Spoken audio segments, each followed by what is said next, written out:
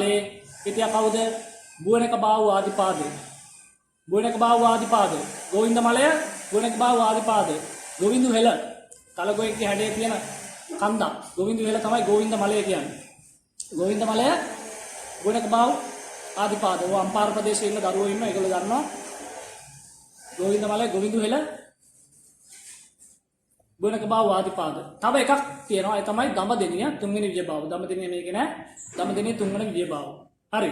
ප්‍රාදේශීය මධ්‍යස්ථාන හතරක් පිටව ගන්න ඒක තමයි. ඊළඟට 4.2 පොළොන්නරු රාජධානිය බිඳ වැටීමට බලපෑ සාධක දෙකක් සඳහන් කරන්න.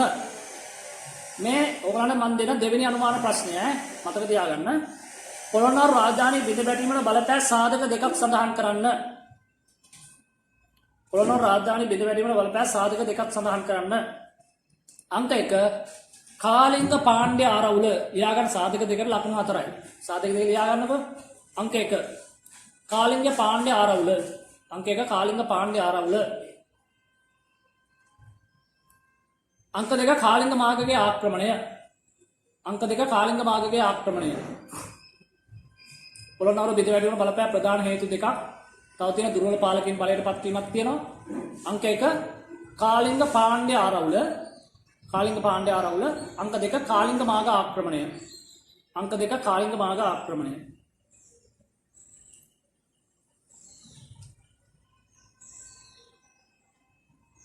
සාධක දෙකක් සඳහන් කරන්න කියලා තියෙන එක විස්තර කරන්න දෙයක් නැහැ. ඒක සඳහන් කරන්න තියෙන්නේ කාලිංග පාණ්ඩ්‍ය කියලා ආරවුලක් නිර්මාණය වෙන්නේ පළවෙනි විජයබාහු රජතුමාගෙන් පස්සේ. පළවෙනි විජයබාහු රජතුමා කාලිංග දේශයෙන් ගෙන තිලක සුන්දරී කියලා බිසවක්. මොන මතක තියාගන්න. පළවෙනි විජයබාහු රජතුමා කාලිංග දේශයෙන් ගෙන තිලක සුන්දරී කියලා බිසවක්.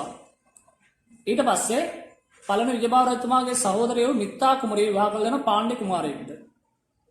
ඔන්න පළවෙනි විජයබාහු රජතුමාගේ විවාහ සම්බන්ධතාව තමයි මේකට බලපාන්නේ. පළවෙනි විජයබාහු රජතුමා කාලිංගෙන් ගේනවා තිලක සුන්දරී කියලා බිසවක්. ඒ වගේම පළවෙනි විජයබාහුගේ සහෝදරයෝ මිත්තා කුමරිය විවාහ කළ දෙන පාණ්ඩ්‍ය කුමාරයෙකුට. ඊට පස්සේ පළවෙනි විජයබාහු රජතුමාගෙන් පස්සේ මේ කාලිංග වංශිකයෝ පාණ්ඩ්‍ය වංශිකයෝ පොළොන්නරුවේ සිංහාසනයට අරගල කරගන්නවා. පොළොන්නරුවේ දිගටම කාලිංග වංශිකයන් සහ පාණ්ඩ්‍ය වංශිකයන් අතර සිංහාසනය මාරු වෙනවා.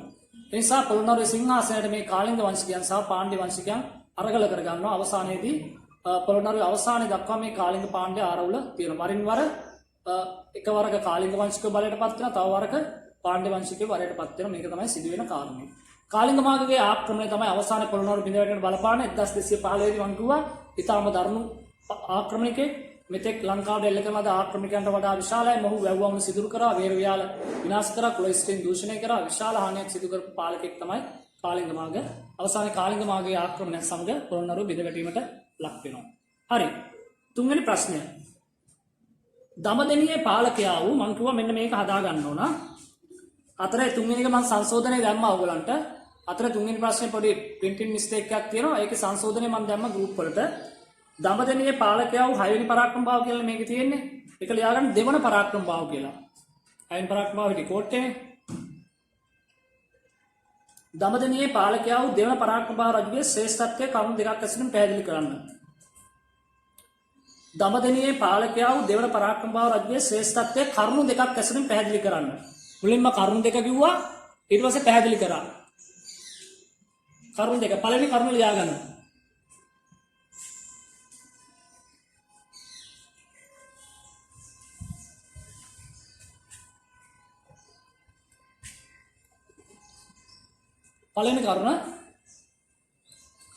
පළවෙනි කරුණ එවකට රටේ තිබූ දේශපාලන අර්බුද විසඳා ගැනීම.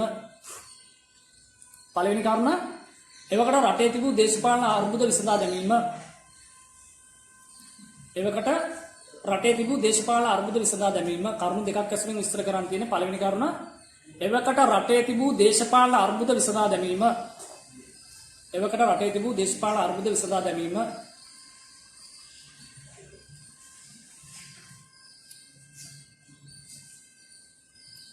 දෙවෙනි කරුණ ලියා ගන්න.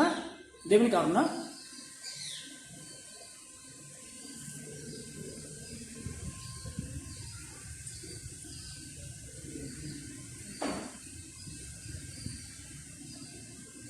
සාහිත්‍ය පුනර්ජීවනයක් ඇති කිරීම.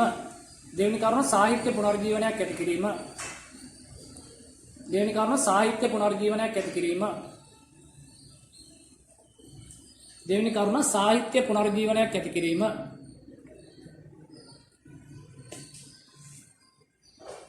දෙවෙනි කරුණ සාහිත්‍ය පුනරුජීවනයක් ඇති කිරීම.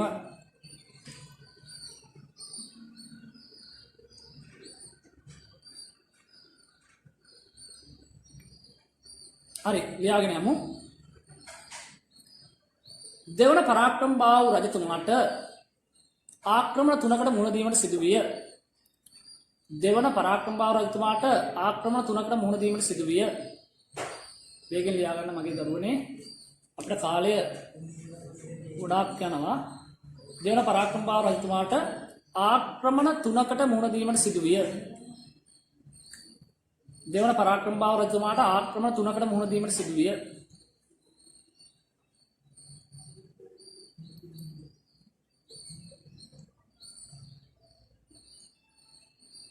ආක්‍රමණ 3කට මුහුණ දීමට සිදු විය.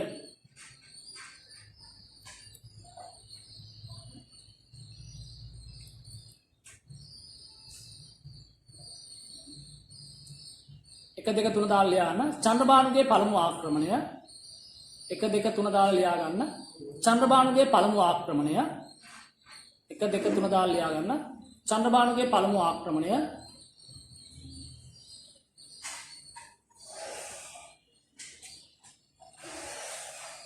වරාණ ඇතුළාන 1247. චන්ද්‍රබානුගේ පළමු ආක්‍රමණය වරාණ ඇතුළාන 1247. චන්ද්‍රබානුගේ පළමු ආක්‍රමණය වරාණ ඇතුළාන 1247.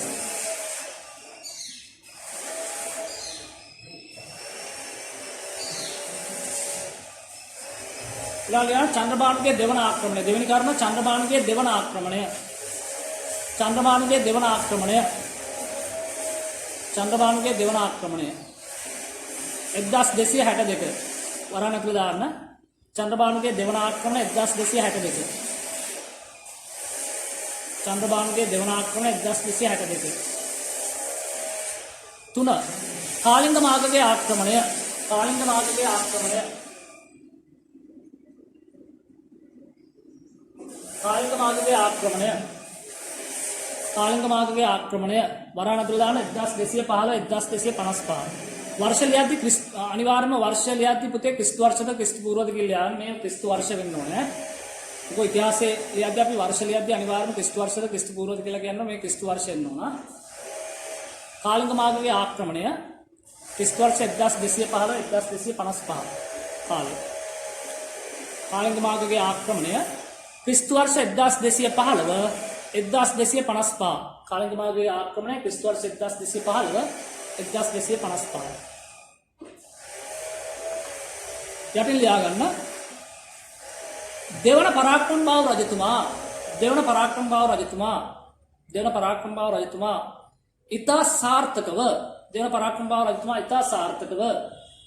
දෙවන පරාක්‍රමබාහු රජතුමා ඉතා සාර්ථකව මෙම ආක්‍රමණ තුන මැඩ පවත්වා. දෙවන පරාක්‍රමබාහු රජතුමා ඉතා සාර්ථකව මෙම ආක්‍රමණ තුන මැඩ පවත්වා. දෙවන පරාක්‍රමබාහු රජතුමා ඉතා සාර්ථකව මෙම ආක්‍රමණ තුන මැඩ පවත්වා. දෙවන පරාක්‍රමබාහු රජතුමා ඉතා සාර්ථකව මෙම ආක්‍රමණ තුන මැඩ පවත්වා. දේශපාලන එක්සත්කමක් ඇති කළේය. දෙවන පරාක්‍රමබාහු රජතුමා මෙම ආක්‍රමණ තුන ඉතා සාර්ථකව මැඩ පවත්වා. දේශපාලන එක්සත්කමක් ඇති කරවීය. මෙම ආක්‍රමණ තුන මැඩ පවත්වා දේශපාලන එක්සත්කමක් ඇති කරවීය.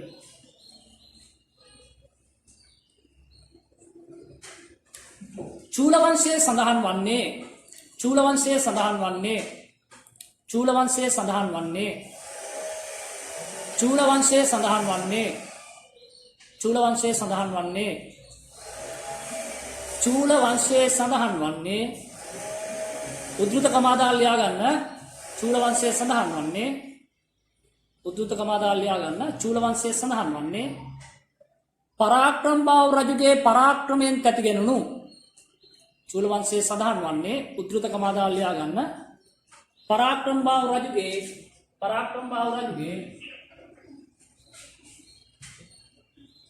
පරාක්‍රමබාහු රජුගේ පරාක්‍රමයෙන් තැති ගැනුණු කේරළ සෙබළු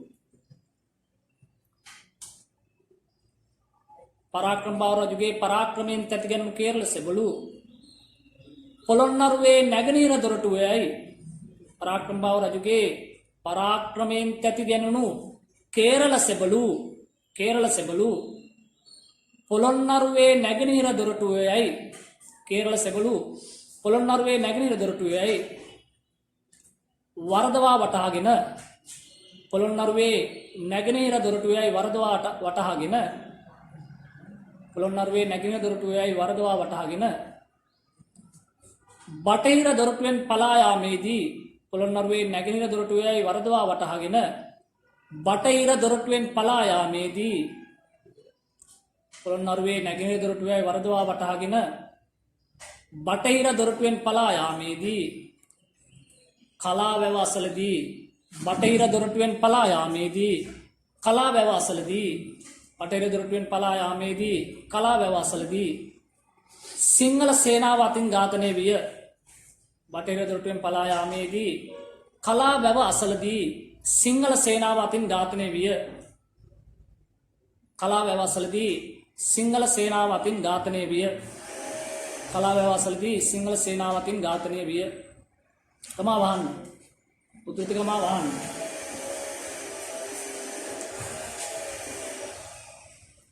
හරි ඊළඟ ඡේදයක් වෙන් කරන් සාහිත්‍ය පුනර්ජීවනයේ ඊළඟට තියෙන දෙවෙනි කරුණ විස්තර කරන්න ඕන ඡේදයක් වෙන් කරලා ලියා ගන්න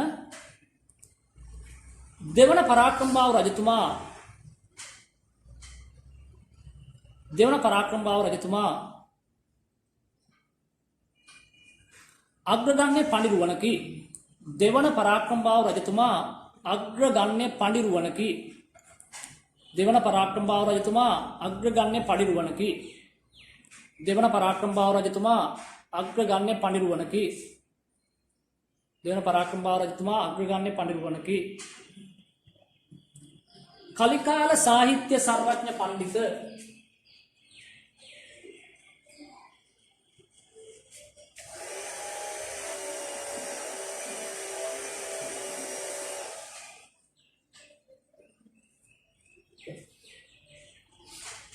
කලිකාල සාහිත්‍ය සර්වඥ පඬිත යන උපාධි නාමයෙන් හඳුන්වන ලදී. කලිකාල සාහිත්‍ය සර්වඥ පඬිත යන උපාධි නාමයෙන් හඳුන්වන ලදී.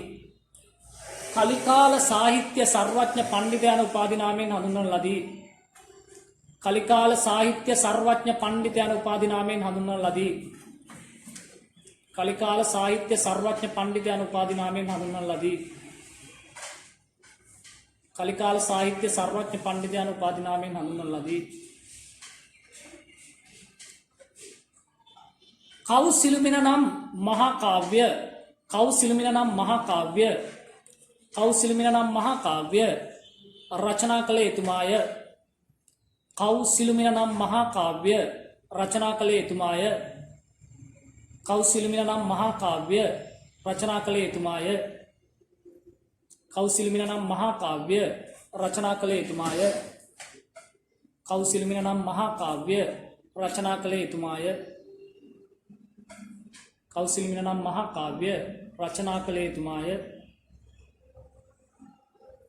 කෞසිලුමින නම් මහා කාව්‍ය රචනා කළ එතුමාය. ඒකටම ලියා ගන්න. උගත් ගිහි පැවිදි පඬිවරුන් ලවා උගත් ගිහි පැවිදි පඬිවරුන් ලවා පොතපත ලියවීය. ඒකටම ලියා ගන්න. උගත් ගිහි පැවිදි පඬිවරුන් ලවා පොතපත ලියවීය. උගත් ගිහි පැවිදි පඬිවරුන් ලවා පොතපත ලියවීය. උගත් ගිහි පැවිදි පඬිවරුන් ලවා පොතපත ලියවීය. ඒකටම ලියා ගන්න. උගත් ගිහි පැවිදි පඬිවරුන් ලවා පොතපත ලියවීය. උගත් ගිහි පැවිදි පඬිවරුන් ලවා පොතපත ලියවීය. ධර්මසේන හිමියන්. ඒකටම ලියා ගන්න. ධර්මසේන හිමියන් බුද්ධ පුත්‍ර හිමියන්. ඒකටම ලියා ගන්න. ධර්මසේන හිමියන් බුද්ධ පුත්‍ර හිමියන්. ධර්මසේන හිමියන් බුද්ධ පුත්‍ර හිමියන්. වේදේහ හිමියන්. ධර්මසේන හිමියන් බුද්ධ පුත්‍ර හිමියන්. වේදේහ හිමියන්.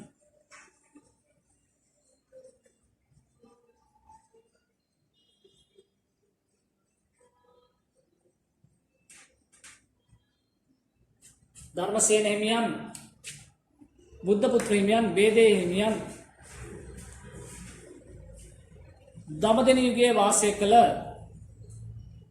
දඹදෙණි යුගයේ වාසය කළ සුප්‍රසිද්ධ පඬිවරුය. දඹදෙණි යුගයේ වාසය කළ සුප්‍රසිද්ධ පඬිවරුය. ධර්මසේන හිමියන්, බුද්ධ පුත්‍ර හිමියන්, වේදේ හිමියන් දඹදෙණි යුගයේ වාසය කළ සුප්‍රසිද්ධ පඬිවරුය.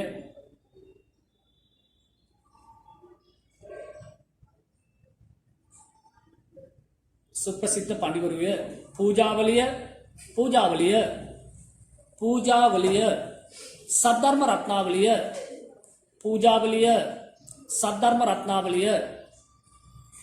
පූජාවලිය සද්ධර්ම රත්නාවලිය සිදත් සංග්‍රාව රසවාහිනිය.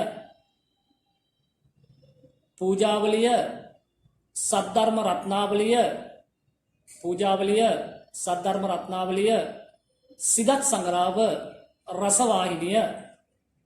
පූජාවලිය සද්ධර්ම රත්නාවලිය සිදත් සංග්‍රාව රසවාහිනිය. මෙකල නිර්මාණය කළ අගනා සාහිත්‍ය කෘතිය. පූජාවලිය සද්ධර්ම රත්නාවලිය සිදත් සංග්‍රාව රසවාහිනිය මෙකල නිර්මාණය කළ අගනා සාහිත්‍ය කෘතිය.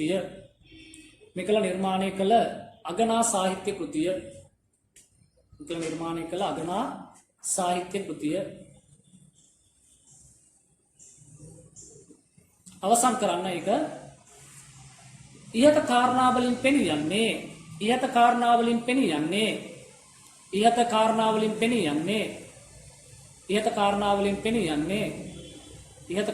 පෙනී යන්නේ දඹදෙණි යුගයේ ශ්‍රේෂ්ඨතම පාලකයා. ඉහත කාරණාවලින් පෙනී යන්නේ දඹදෙණි යුගයේ ශ්‍රේෂ්ඨතම පාලකයා. ඉහත කාරණාවලින් පෙනී යන්නේ දඹදෙණි යුගයේ ශ්‍රේෂ්ඨතම පාලකයා දෙවන පරාක්‍රමබාහු රජු බවයි. දඹදෙණි යුගයේ ශ්‍රේෂ්ඨතම පාලකයා දෙවන පරාක්‍රමබාහු රජු බවයි. දඹදෙණි යුගයේ ශ්‍රේෂ්ඨතම පාලකයා දෙවන පරාක්‍රමබාහු රජු බවයි. දඹදෙණි යුගයේ ශ්‍රේෂ්ඨතම පාලකයා දෙවන පරාක්‍රමබාහු රජු බවයි. හරි. ඊළඟ තුන්වෙනි කොටස තෝම ලියාගමු.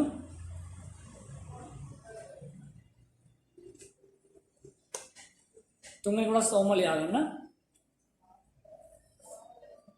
ආනේ කෝට්ටේ යුගයේ අයින පරාක්‍රමබාහු රජුගේ දේශපාලන සංස්කෘතික කාර්යය. කෝට්ටේ යුගයේ අයින පරාක්‍රමබාහුගේ දේශපාලන සංස්කෘතික කාර්ය එක ඡේදයක් විදිහටමයි ලියාගන්න තියෙන්නේ. කෝට්ටේ අයින පරාක්‍රමබාහුගේ දේශපාලන සංස්කෘතික කාර්යය. හතරවෙනි කොටස ඕමම රචනාමය ප්‍රශ්න ලියාගන්න.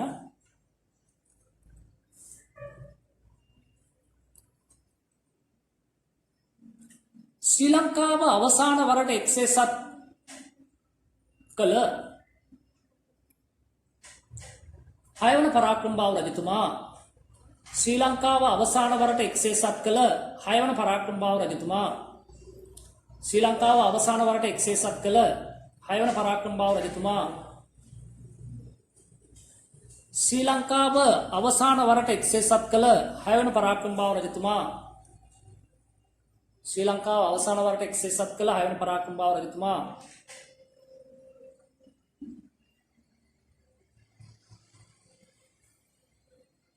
කෝට්ටේ යුගයේ පහළ වූ ශ්‍රී ලංකාව අවසාන වරට එක්සේසත් කළ 6 වන පරාක්‍රමබාහු රජතුමා. කෝට්ටේ යුගයේ පහළ වූ ශ්‍රේෂ්ඨතම පාලකයාය. කෝට්ටේ යුගයේ පහළ වූ ශ්‍රේෂ්ඨතම පාලකයාය. එනි පරාක්‍රමබාහු රජතුමා. කෝට්ටේ යුගයේ පහළ වූ ශ්‍රේෂ්ඨතම පාලකයාය.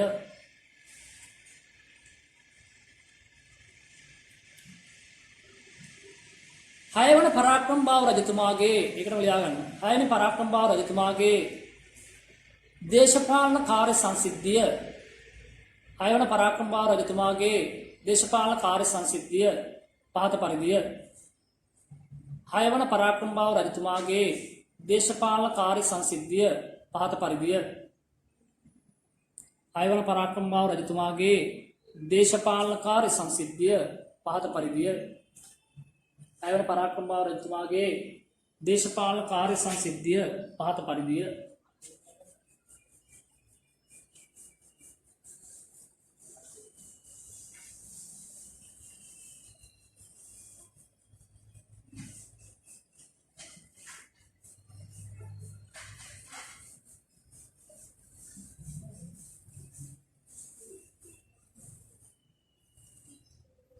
එක දෙක තුන හතර දාලා පල්ලෙහාට ලියා ගන්න.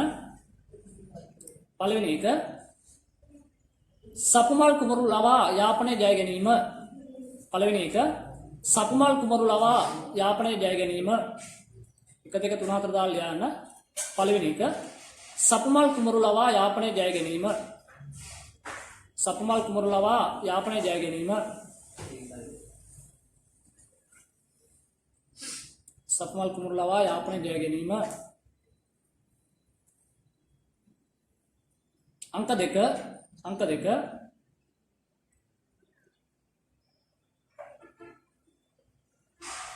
अंबुलुगल कुमरु यवा अंबुलुगल कुमरु यवा अंबुलुगल कुमरु यवा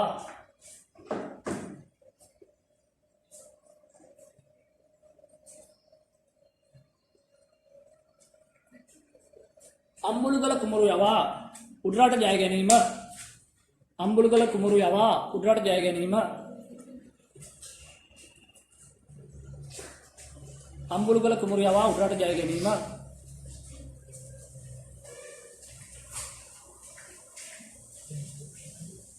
अंक 3 18 වන්නි ජය ගැනීම. 18 වන්නි වන්නි කියන්නේ කැලෑව. වන්නි කියන්නේ කැලෑවනේ. වන්නිලා ඇත්තෝ කැලෑවේ ඇත්තෝ. වන්නි කියන්නේ කැලෑව වවුනියාව වන්නි දිස්ත්‍රික්කයේ තියෙනවා. අනුරාධපුරයෙන් පොළොන්නරුවෙන් උඩ තියෙන කැලෑ බද ප්‍රදේශ වන්නි ප්‍රදේශය. 18 වන්නි ජය ගැනීම. එක සපුමල් කුමරු යවා යාපනය ජය ගැනීම. දෙක අඹුල්ගල කුමරු යවා උඩරට ජය ගැනීම. 3 18 වන්නි යටත් කර ගැනීම.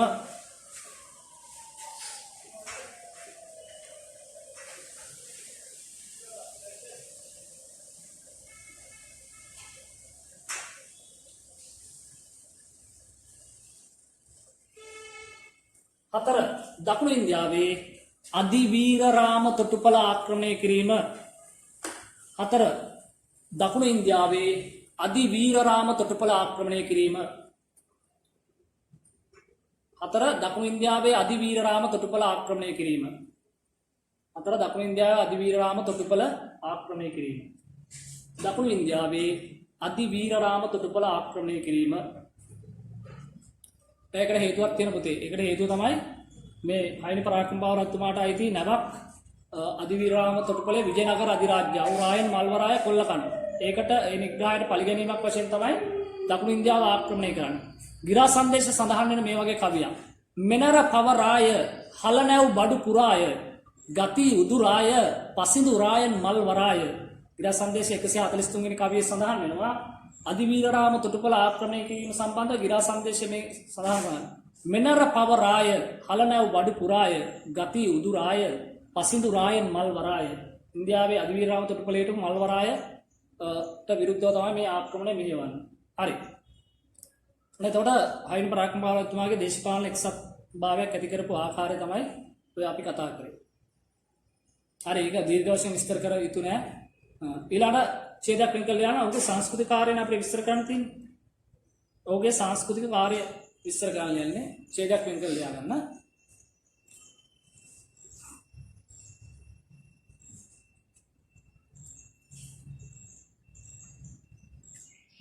हायवन पराक्रम बाहु युगे हायवन पराक्रम बाहु युगे हायवन पराक्रम बाहु युगे सिंगल साहित्य स्वर्णमय युगय. हायवन पराक्रम बाहु युगय सिंगल साहित्य स्वर्णमय युगय. हायवन पराक्रम बाहु युगय सिंगल साहित्य स्वर्णमय युगय. हायवन पराक्रम बाहु युगय सिंगल साहित्य स्वर्णमय युगय. හයවන පරාක්‍රම බාහු යුගය සිංහල සාහිත්‍යයේ ස්වර්ණමය යුගයයි.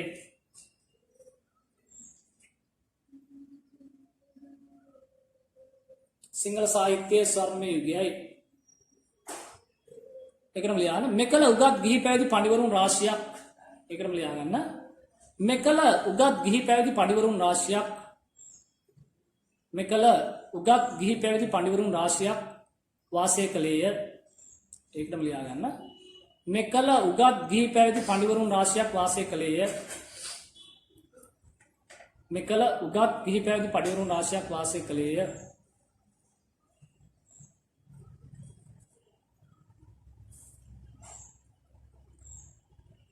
මෙකල උගත් ගිහි පැවිදි පඬිවරුන් රාශියක් වාසය කළේය. තොටගමුවේ රාහුල හිමි ලියා ගන්න තොටගමුවේ රාහුල හිමි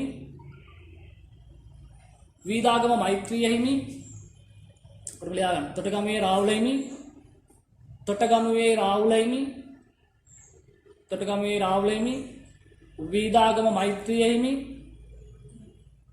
තොටගමුවේ රාහුල හිමි වීදාගම මෛත්‍රිය හිමි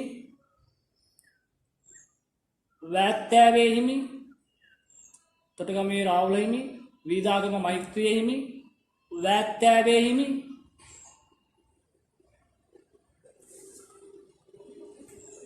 කෑරගල වනරතන හිමි කෑරගල වනරතන හිමි කෑරගල වනරතන හිමි ඉරුගල් කුලතිලක හිමි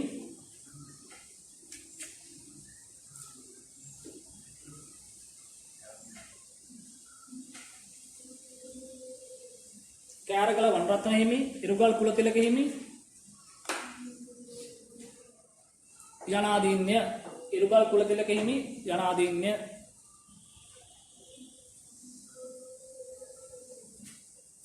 ඒකටම ලියා ගන්න ඉරුගල් කුලතිලක හිමි යනාදීන්‍ය ඒකටම ලියා ගන්න පැපිලියානේ සුනේත්‍රා දේවී පිරිවන ඒකටම ලියා ගන්න පැපිලියානේ සුනේත්‍රා දේවී පිරිවන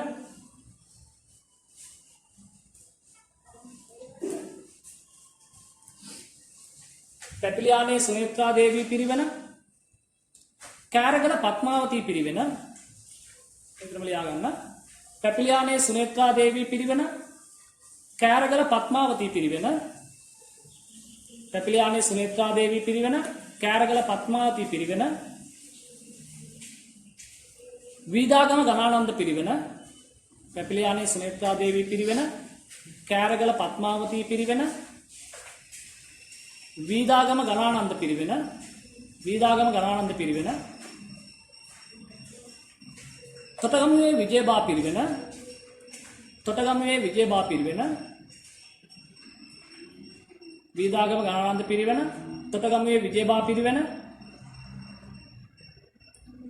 දෙවුනුවර ඉරුගල් කුලතිලක පිරිවෙන තොටගමුවේ විජයබා පිරිවෙන දෙවුනුවර ඉරුගල් කුලතිලක පිරිවෙන දෙවුනුවර ඉරුගල් කුලතිලක පිරිවෙන දෙවුනුවර ඉරුගල් කුලතිලක පිරිවෙන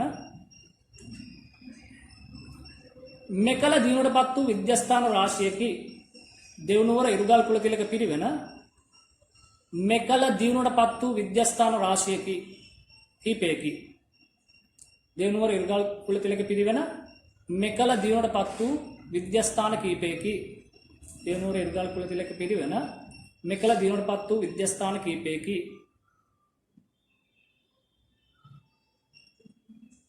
හටන් කාව්‍ය එකටම ලියා ගන්න හටන් කාව්‍ය ප්‍රශස්ති කාව්‍ය එකටම ලියා ගන්න හටන් කාව්‍ය වේගෙන් ලියා ගන්න මගේ දුවේ පුතේ වේගෙන් ලියා ගත්තොත් අපිට තව ප්‍රශ්නයක් දෙකක් ඉවර කරගන්න පුළුවන් හටන් කාව්‍ය ප්‍රශස්ති කාව්‍ය හටන් කාව්‍ය प्रशस्ति काव्य उपदेश काव्य संदेश काव्य हटन काव्य प्रशस्ति काव्य हटन काव्य प्रशस्ति काव्य उपदेश काव्य हटन काव्य प्रशस्ति काव्य उपदेश काव्य संदेश काव्य मेकल दीनोट पत्विय हटन काव्य प्रशस्ति काव्य उपदेश काव्य संदेश काव्य මෙකල දිනුවට පත්විය. අටන් කාව්‍ය, උපදේශ කාව්‍ය, සංදේශ කාව්‍ය, ප්‍රශස්ති කාව්‍ය මෙකල දිනුවට පත්විය.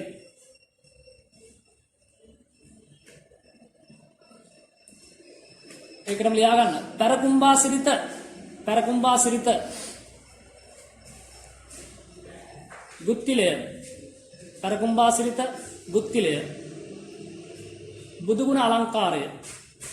පැරකුම්බා සිරිත ගුත්තිලය බුදුගුණ අලංකාරය ලෝවැඩ සංග්‍රාව. පැරකුම්බා සිරිත ගුත්තිලය බුදුගුණ අලංකාරය ලෝවැඩ සංග්‍රාව. පැරකුම්බා සිරිත ගුත්තිලය බුදුගුණ අලංකාරය ලෝවැඩ සංග්‍රාව.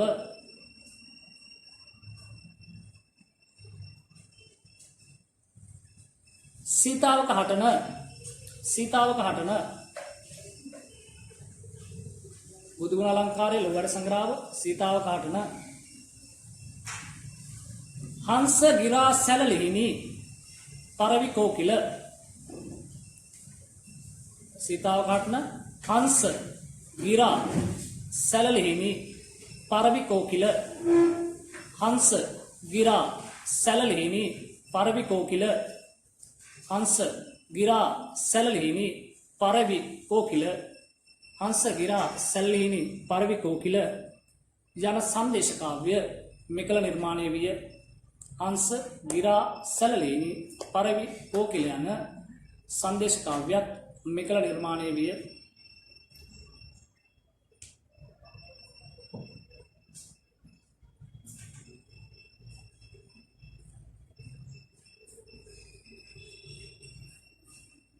අවසන් කරන්න. මේ අනුව පෙනී යන්නේ කෝට්ටේවිගේ ශ්‍රේෂ්ඨතම පාලකයා. මේ අනුව පෙනී යන්නේ කෝට්ටේවිගේ ශ්‍රේෂ්ඨතම පාලකයා. මේ අනුව පෙනී යන්නේ කෝට්ටේවිගේ ශ්‍රේෂ්ඨතම පාලකයා හයවන පරාක්‍රමබාහු රජතුමා බවයි. මේ අනුව පෙනී යන්නේ කෝට්ටේවිගේ ශ්‍රේෂ්ඨතම පාලකයා හයවන පරාක්‍රමබාහු රජතුමා බවයි. කෝට්ටේවිගේ ශ්‍රේෂ්ඨතම පාලකයා හයවන පරාක්‍රමබාහු රජතුමා බවයි. කෝට්ටේවිගේ ශ්‍රේෂ්ඨතම පාලකයා හයවන පරාක්‍රමබාහු රජතුමා බවයි. කෝට්ටේවිගේ ශ්‍රේෂ්ඨතම පාලකයා හයවන පරාක්‍රමබාහු රජතුමා බවයි. හරි. ඔන්න අනුමාන දෙවෙනි ප්‍රශ්න සාකච්ඡා කරා. ඊළඟට අනුමාන තුන්වෙනි ප්‍රශ්නේ අපිට තියෙන මහනුවර යුගයේ. මහනුවර යුගයේ තියෙන ඊළඟට අපි ඒක සාකච්ඡා කරනවා.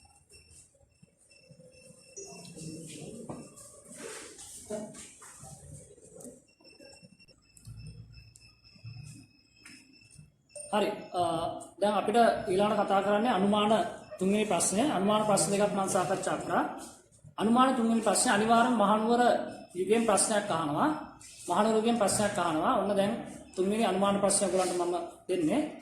මහනුවර යුගයෙන් අනිවාර්යෙන් ප්‍රශ්නයක් අහනවා. ඒ ප්‍රශ්නේ ස්වභාවය කෙසේ වුණත් මහනුවර යුගයට අදාළ ප්‍රශ්නයක් තමයි අහන්නේ. ඒ නිසා උත්තරේ ලියන්න පුළුවන්. හරි. මහනුවර රාජධානිය තුල ආරක්ෂිත බව ඇතිවීමට බලපෑ කඳුවැටි දෙක හා ගංගාව නම් කරන්න. මහනුවර රාජධානියේ ස්වභාවිකම ආරක්ෂාව. ඒ කියන්නේ මහවැලි ගංගාව. මේ මහවැලි ගංගාව යන්නේ මේ කියන්නේ මහනුවර නගරය. මහනුවර නගරේ මෙතනින් තියෙනවා හන්තා මේ උඩවත්ත කඳුවැටිය, මේ තියෙන හන්තාන කඳුවැටිය. මේ තියෙන හන්තාන, මේ තියෙන උඩවත්ත. ඒතර ගංගාව තමයි මහවැලි ගඟ. නැම්මක තමයි මහනුවර නගරේ පිහිටලා තියෙන්නේ. ගංගා නැම්මක තමයි මහනුවර නගරේ පිහිටලා තියෙන්නේ. එතකොට එහෙනම් උත්තරේ එන්නේ මොකද්ද? උඩවත්ත කඳුවැටිය සහ හන්තාන කඳුවැටිය. කඳුවැටි දෙක තමයි උඩවත්ත කඳුවැටිය සහ හන්තාන කඳුවැටිය. ගංගාව තමයි මහවැලි ගංගාව. එයා ගන්න. උඩවත්ත කඳුවැටිය, හන්තාන කඳුවැටිය, මහවැලි ගඟ. උඩවත්ත කඳුවැටිය, හන්තාන කඳුවැටිය, මහවැලි ගඟ. මහනුවර කියන්නේ සානුවක්. උස් කඳු අතර තියෙන තැනතලා භූමියක තමයි මහනුවර තියෙන්නේ. ශ්‍රී ලංකාවේ අවසාන රාජධානි බවට පත් වුණා. ඊළඟට අහනවා උඩරට රාජධානිය ආරම්භක පාලකයා. උඩරට රාජධානිය ආරම්භක පාලකයා කවුද? සේනා සම්මත වික්‍රමබාහු. එයා ගන්න මගේ දුවේ පුතේ, මගේ දුවල පුතා ලියා ගන්න. උඩරට රාජධානිය ආරම්භක පාලකයා තමයි සේනා සම්මත වික්‍රම බාහු 1469 තමයි උඩරට පාලකයා බවට පත්වන්නේ. 1469 දී තමයි උඩරට පාලකයා බවට පත්වන්නේ. සේනා සම්මත වික්‍රම බාහු. උඩරට රාජධානියේ ආරම්භක පාලකයා සේනා සම්මත වික්‍රම බාහු. B. දෝන කතිර්නා නමින් බෞතිස්ම වූ කාන්තාව. B. දෝන කතිර්නා නමින් බෞතිස්ම වූ කාන්තාව. B එකේ සඳහන් වෙන දෝන කතිර්නා නමින් බෞතිස්ම වූ කාන්තාව. දෝන කතිර්නා නමින් බෞතිස්ම වූ කාන්තාව තමයි කුසුමාසන දේවිය. කුසුමාසන දේවිය. පෘතුගීසින් විසින් අවසානයේදී බෞතිස්ම කරන දෝන කතිර්නා කියලා. කරලියද්ද බණ්ඩාර තමයි තාත්තා. කරලියද්ද බණ්ඩාරයි බිසවයි අවසානයේදී සීතාව රාජසිංහ රජතුමා උඩරට ආක්‍රමණය කරනකොට 1580 දී සීතාව රාජසිංහ රජතුමා උඩරට ආක්‍රමණය කරන වෙලාවේ කරලියද්ද බණ්ඩාරයි බිසවයි දියණියයි බෑනයි මන්නාරමේ පෘතුගීසින් වෙත යනවා. ඒ වෙලාවේ මේ කුසුමාසන දේවිය දෝන කතිර්නා කියලා බෞතිස්ම කරනවා. යමසිංහ බණ්ඩාරව දොම් පිළිප් කියලා බෞතිස්ම කරනවා. හරි. එතකොට දෝන කතිර්නා කියලා බෞතිස්ම උනේ කුසුමාසන දේවිය. සිංහල නම තමයි කුසුමාසන දේවිය. දෝන කතිර්නා කියන්නේ කතෝලික පෘතුගීසි නම.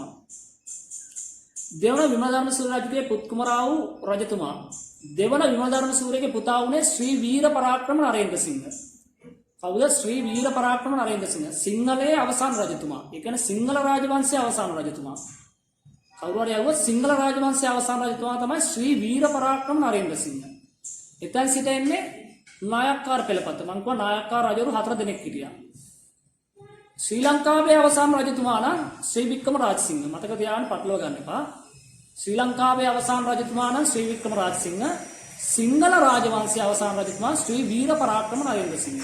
ශ්‍රී වීර පරාක්‍රම නරේන්ද්‍ර සිංහගේ කතාව මං කියලා දුන්නා. යා විවාහ කරගත්තේ දකුණු ඉන්දියානු කුමාරිකාවක ප්‍රමිලා බිසව. ප්‍රමිලා සහ දස්කොන්ගේ ආදරය නිසා අවසානයේදී දස්කොන් මරණයටපත් වුණා කියලා සඳහන් වුණා. අවසානයේදී එතෙන් සිට මොකද වුනේ? එතෙන් සිට නායක්කාර පෙළපත ශ්‍රී විජයරාජසිංහ, කීර්ති රාජසිංහ, රාජාධි රාජසිංහ, ශ්‍රී වික්‍රම රාජසිංහ කියලා නායක්කාර රජවරු 4 දෙනෙක් තමයි ඊට පස්සේ ලංකාව පාලනය කරන්නේ. එහෙනම් දෙවන විමලධර්ම සූරියගේ පුතා තමයි ශ්‍රී වීර පරාක්‍රම නරේන්ද්‍ර සිංහ. ඊළඟ උඩරට රාජධානිය ඉංග්‍රීසින් යටත් කර ගැනීම සිදු කළ අවදියේ එහි සිටි රජතුමා. උඩරට රාජධානිය ඉංග්‍රීසින් යටත් කර ගැනීම සිදු කළ අවදියේ එහි සිටි රජතුමා කවුද? අවසාන රජතුමානේ ශ්‍රී වික්‍රම රාජසිංහ. උත්තරේ එන්නේ ශ්‍රී වික්‍රම රාජසිංහ. උත්තරේ ශ්‍රී වික්‍රම රාජසිංහ.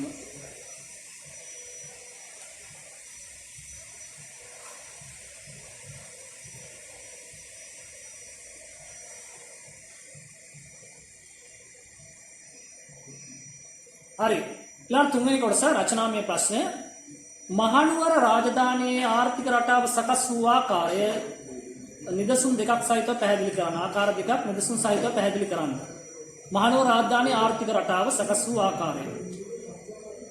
ආර්ථික රටාව ප්‍රධාන කොටස් දෙකක් අතර අපිට විග්‍රහ කරන්න පුළුවන් මහනුවර රාජධානියේ. ඒක තමයි විස්තර කරන්න මුලින්ම කරුණු දෙක කියන ඊට පස්සේ විස්තර කරනවා. අංක 1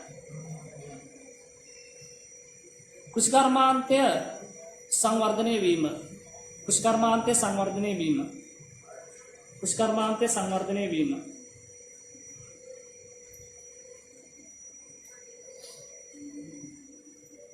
අංක 2 කර්මාන්ත සංවර්ධනය වීම. ආර්ථිකයට අපි කතා කරන්නේ තියෙන මේ ටික ප්‍රධාන වශයෙන්. වෙළඳාමට වැඩිය කෘෂිකර්මාන්ත සහ කර්මාන්ත තමයි අපිට මහනුවර විද්‍යාවේ කතා කරන්න තියෙන්නේ. අංක 1 කෘෂිකර්මාන්තය සංවර්ධනය වීම. අංක 2 කර්මාන්ත සංවර්ධනය වීම. අංක 2 කර්මාන්ත සංවර්ධනය වීම.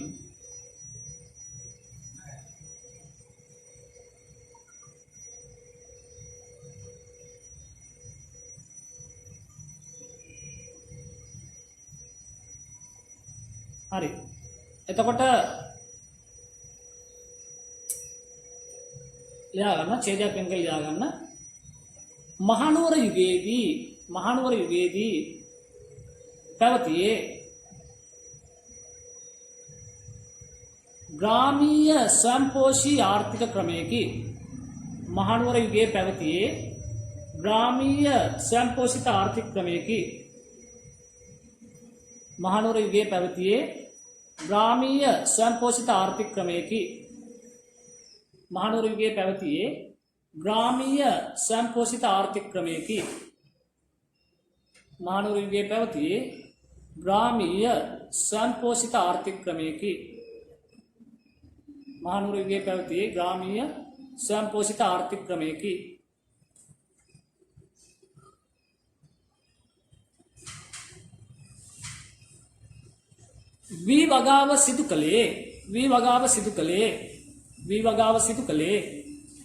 වී වගාව සිදු කළේ හෙල්මලු ක්‍රමයටය. වී වගාව සිදු කළේ හෙල්මලු ක්‍රමයටය. වී වගාව සිදු කළේ හෙල්මලු ක්‍රමයටය. වී වගාව සිදු කළේ හෙල්මලු ක්‍රමයටය. වී වගාව සිදු කළේ හෙල්මලු ක්‍රමයටය.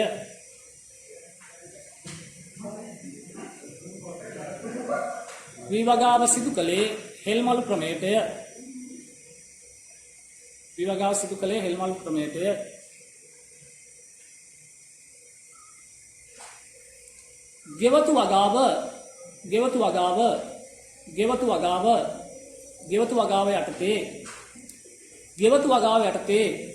ගෙවතු වගාව යටතේ එළවලු පළතුරු අල වර්ග. ගෙවතු වගාව යටතේ එළවලු පළතුරු අල වර්ග කුළු බඩු වර්ග. ගෙවතු වගාව යටතේ එළවලු පළතුරු අල වර්ග කුළු බඩු වර්ග. ගෙවතු වගාව යටතේ එළවලු පළතුරු අල වර්ග කුළු බඩු වර්ග වගා කරන ලදී. ගෙවතු වගාව යටතේ එළවලු පළතුරු අල වර්ග කුළු බඩු වර්ග වගා කරන ලදී.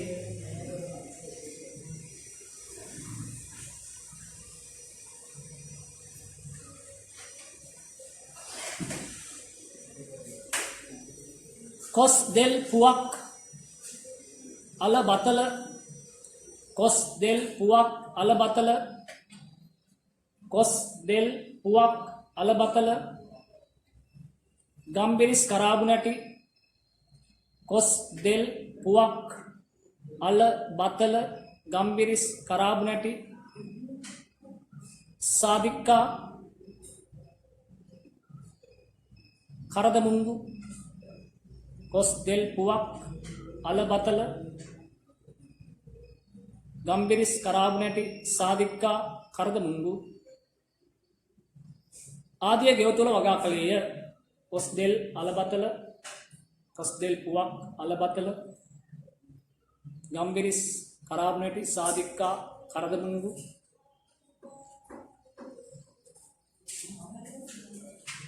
ගෙවතුල වගා කළේය. ගෙවතුල වගා කළේය.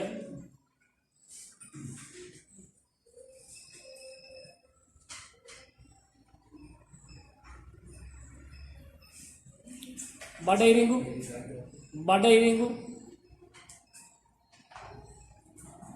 තල මුන්. බඩයිරිඟු තල මුන්. බඩයිරිඟු තල මුන් මෑ. බඩයිරිඟු තල මුන් මෑ. බඩයිරිඟු තල මුන් මෑ කුරක්කන්. බඩයිරිඟු තල මුන් මෑ කුරක්කන් ආදී ධාන්‍ය වගා කළේය. බඩයිරිඟු තල මුන් මෑ කුරක්කන් ආදී ධාන්‍ය වගා කළේය. බඩයිරිඟු මුන් මෑ තල කුරක්කන් ආදී ධාන්‍ය වගා කළේය. බඩයිරිඟු මුන් මෑ තල කුරක්කන් ආදී ධාන්‍ය වගා කළේය. හරි. ඔය තියෙන කෘෂිකර්මාන්තය. ඊළඟ ලියන්න ඡේදයක් වෙන් කළා කර්මාන්තනේ. දෙවෙනි කරුණ අපි ලියන්න කර්මාන්ත.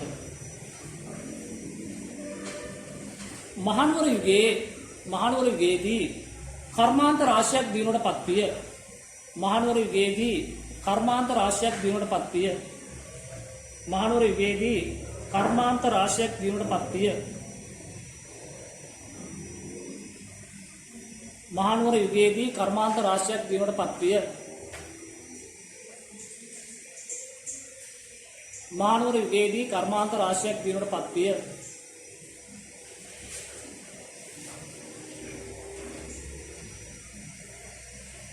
එනම්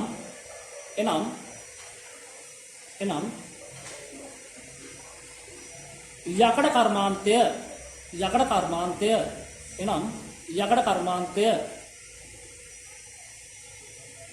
එනම් යකඩ කර්මාන්තය කොත්මලේ සහ වලපනේ ප්‍රදේශය එනම් යකඩ කර්මාන්තය කොත්මලේ සහ වලපනේ ප්‍රදේශය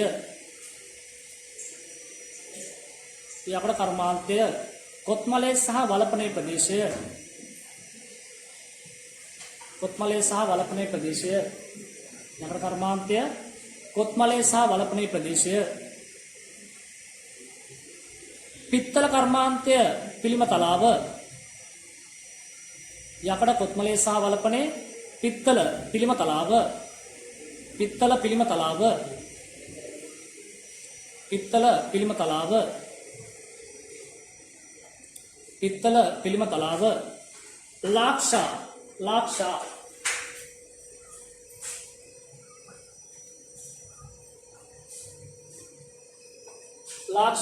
හපුවිද ප්‍රදේශය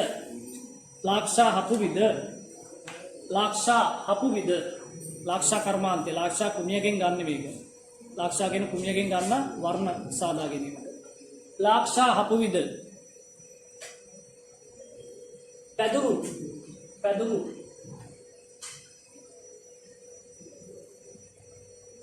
දුම්බර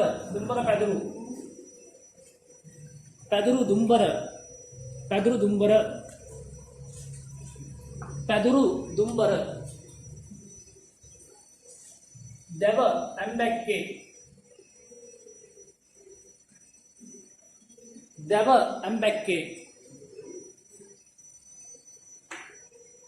දෙව ඇම්බැක්කේ ආදී වශයෙන් කර්මාන්ත රාශියක් දීමට පත්විය. ලාක්ෂා හපුවිද පැදුරු දුම්බර දෙව ඇම්බැක්කේ ආදී වශයෙන් කර්මාන්ත රාශියක් දීමට පත්විය. ආදී වශයෙන් කර්මාන්ත රාශියක් දීමට පත්විය.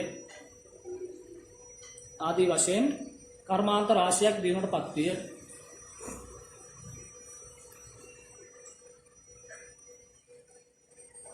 හරි. ඒ ප්‍රශ්නේ හතරවෙනි කොටස.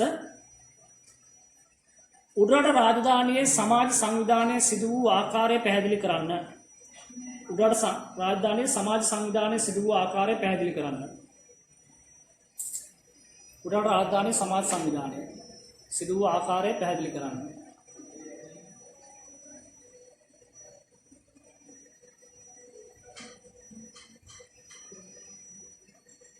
ලියා ගන්න ඡේදයක් විදියට උඩරට රාජධානියේ සමාජය කැපී පෙනෙන කොටස් දෙකකි. උඩරට සමාජය කැපී පෙනෙන කොටස් දෙකකි. උඩරට සමාජය කැපී පෙනෙන කොටස් දෙකකි. උඩරට සමාජය කැපී පෙනෙන කොටස් දෙකකි.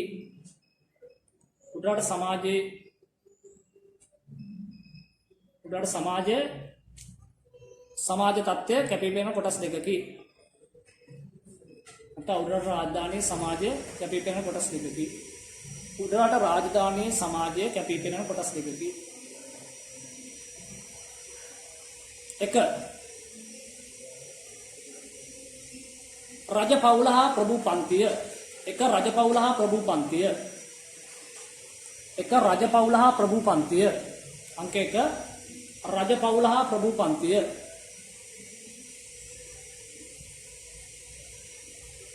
රජ පවුල හා ප්‍රභු පන්තිය වරහන් අතලාන රදලයන් කියලා. ඊළඟට අපි දුවා රදලයන් කියලා.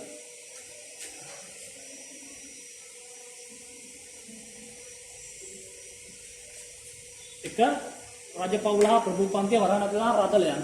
දෙක සාමාන්‍ය ජනතාව. දෙක සාමාන්‍ය ජනතාව.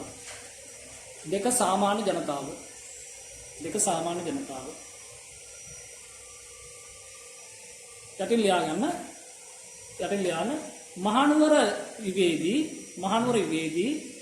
මහනුවර යුගයේදී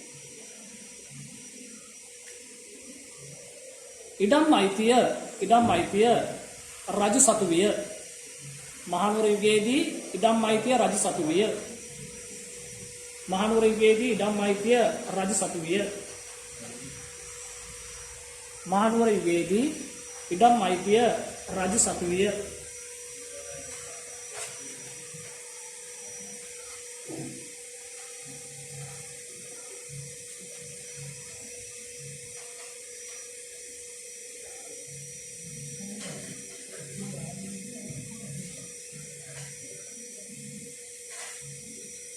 ගබඩාගම් ගබඩාගම් ගබඩාගම් නින්දගම් විහාරගම් දේවාලගම්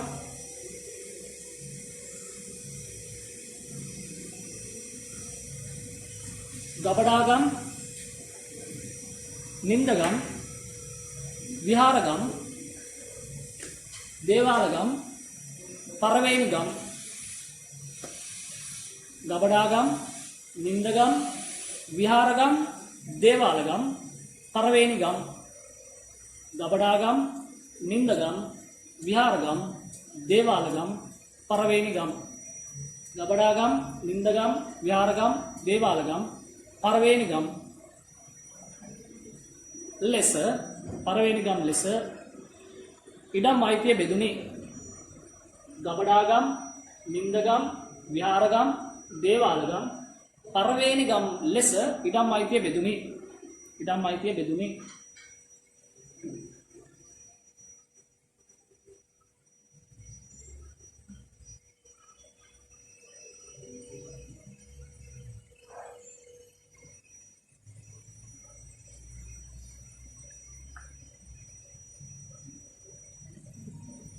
ගබඩාගම් යනු ගබඩාගම් රජවාසල ප්‍රයෝජන සඳහා ගබඩාගම් රජවාසල ප්‍රයෝජනය සඳහා වෙන් කර තිබුණි. ගබඩාගම් රජවාසල ප්‍රයෝජන සඳහා වෙන් කර තිබුණි. ගබඩාගම් රජවාසල ප්‍රයෝජන සඳහා වෙන් කර තිබුණි. ගබඩාගම් රජවාසල ප්‍රයෝජන සඳහා වෙන් කර තිබුණි. ගබඩාගම් රජවාසල ප්‍රයෝජනය සඳහා වෙන් කර තිබුණි. ගබඩාගම් රජවාසල ප්‍රයෝජනය සඳහා වෙන් කර තිබුණි.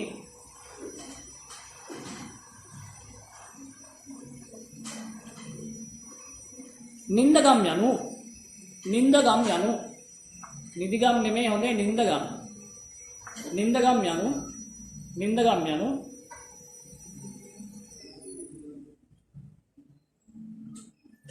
රදල ප්‍රධානීන්ගේ සේවය වෙනුවෙන් නින්දගම් යනු රදල ප්‍රධානීන්ගේ සේවය වෙනුවෙන් නින්දගම් යනු රදල ප්‍රධානීන්ගේ සේවය වෙනුවෙන් නින්දගම් යනු රදල ප්‍රධානීන්ගේ සේවය වෙනුවෙන් ප්‍රදානය කළ ඉඩම්ය. නින්දගම් යනු රදල ප්‍රධානීන්ගේ සේවය වෙනුවෙන් ප්‍රදානය කළ ඉඩම්ය. නින්දගම් යනු රදල ප්‍රධානීන්ගේ සේවය වෙනුවෙන් ප්‍රදානය කළ ඉඩම්ය. නින්දගම් යනු රදල ප්‍රධානීන්ගේ සේවය වෙනුවෙන් ප්‍රදානය කළ ඉඩම්ය. රදල ප්‍රධානීන්ගේ සේවය වෙනුවෙන් ප්‍රදානය කළ ඉඩම්ය. විහාරගම් හා දේවාලගම් යනු විහාරගම් හා දේවාලගම් යනු විහාරගම් හා දේවාලගම් යනු විහාරගම් හා දේවාලගම් යනු පූජ්‍යස්ථාන වලට ප්‍රදානය කළ ඉඩම්ය. විහාරගම් හා දේවාලගම් යනු පූජ්‍යස්ථාන වලට ප්‍රදානය කළ ඉඩම්ය. විහාරගම් හා දේවාලගම් යනු පූජ්‍යස්ථාන වලට ප්‍රදානය කළ ඉඩම්ය. විහාරගම් හා දේවාලගම් යනු පූජ්‍යස්ථාන වලට ප්‍රදානය කළ ඉඩම්ය. විහාරගම් හා දේවාලගම් යනු පූජ්‍යස්ථාන වලට ප්‍රදානය කළ ඉඩම්ය. පරවේනිගම් පරවේනිගම් යනු පරවේනිගම් යනු පරම්පරාවෙන් භුක්ති විඳි ඉඩම්ය. පරවේනිගම් යනු පරම්පරාවෙන් භුක්ති විඳි ඉඩම්ය. පරවේනිගම් යනු පරම්පරාවෙන් භුක්ති විඳි ඉඩම්ය. පරවේනිගම් යනු පරම්පරාවෙන් භුක්ති විඳි ඉඩම්ය. පරවේනිගම් යනු පරම්පරාවෙන් භුක්ති විඳි ඉඩම්ය. පරම්පරාවෙන් භුක්ති විඳි ඉඩම්ය. පරවේනිගම් යනු පරම්පරාවෙන් භුක්ති විඳි ඉඩම්ය. ඒක ඒ පස්සේ තමයි ඡේදයක් වෙන් කරලා ලියා ගන්න. මහනුවර සමාජය කුල ක්‍රමය මත පදනම් විය. මහනුවර සමාජය කුල ක්‍රමය මත පදනම් විය. මහනුවර සමාජය කුල ක්‍රමය මත පදනම් විය. මහනුවර සමාජය කුල ක්‍රමය මත පදනම් විය. මහනුවර සමාජය කුල ක්‍රමය මත පදනම් විය. මහනුවර සමාජය කුල ක්‍රමය මත පදනම් විය.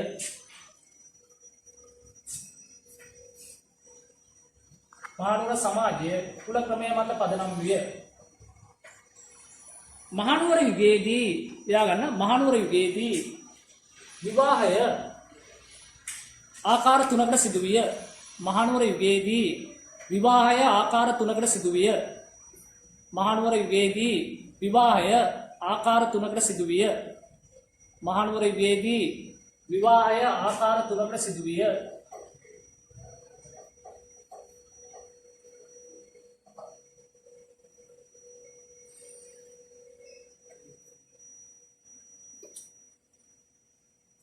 මහනුවර යුගයේදී විවාහය ආකාර තුනකට සිදුවිය. මහනුවර යුගයේදී විවාහය ආකාර තුනකට සිදුවිය. දීඝ විවාහය, භින්න විවාහය, එකගේ කෑම. දීඝ විවාහය, භින්න විවාහය, එකගේ කෑම ලෙසයි. 1 දීඝ විවාහය, 2 භින්න විවාහය, 3 එකගේ කෑම. මහනුවර යුගයේ විවාහය ආකාර තුනකට සිදුවිය. 1 දීඝ විවාහය, 2 භින්න විවාහය, 3 එකගේ කෑම ලෙසයි. දීඝ විවාහය, භින්න විවාහය, එකගේ කෑම ලෙසයි.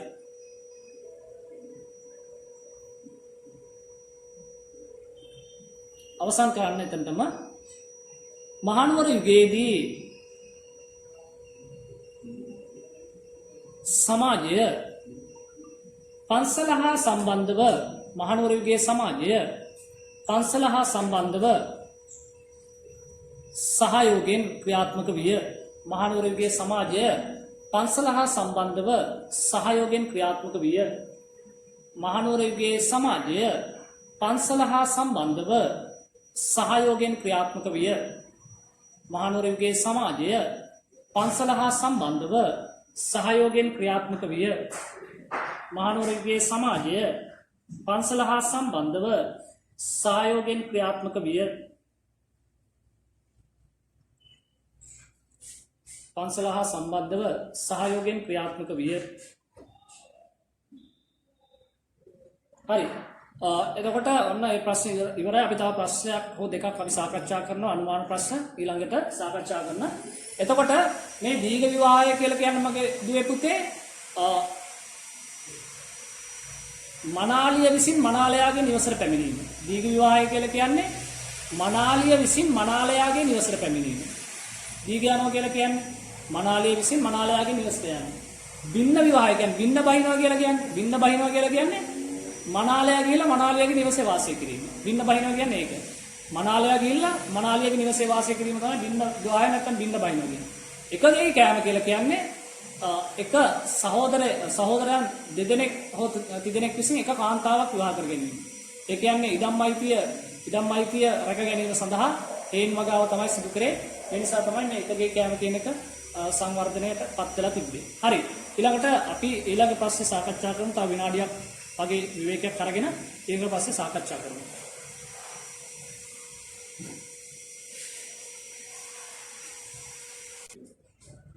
හරි. ඔන්න අනුමාන ප්‍රශ්න තුනක් සාකච්ඡා කරා මගේ දුවේ පුතේ. ඊළඟ අපි සාකච්ඡා කරන අනුමාන ප්‍රශ්නේ තමයි අංක 6. අංක 6 ප්‍රශ්නය. අනුමාන ප්‍රශ්නය. බ්‍රිතාන්‍ය ජාතිකයන් ශ්‍රී ලංකාව කෙරේ අවධානය යොමු වීමට බලපෑ හේතු තුනක් දක්වන්න. බ්‍රිතාන්‍ය ජාතිකයන් ශ්‍රී ලංකාව කෙරේ අවධානය යොමු වීමට බලපෑ හේතු තුනක් දක්වන්න. හේතු තුන ලියා ගන්න. අංක 1.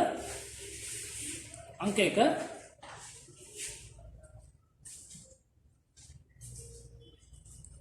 ශ්‍රී ලංකාවේ වෙළඳ ද්‍රව්‍ය ලබා ගැනීමට බ්‍රිතාන්‍යයන් ශ්‍රී ලංකාව කෙරේ අවධානය යොමු කරන හේතු තුන. අංක 1. ශ්‍රී ලංකාවේ වෙළඳ ද්‍රව්‍ය ලබා ගැනීමට ශ්‍රී ලංකාවේ වෙළඳ ද්‍රව්‍ය ලබා ගැනීමට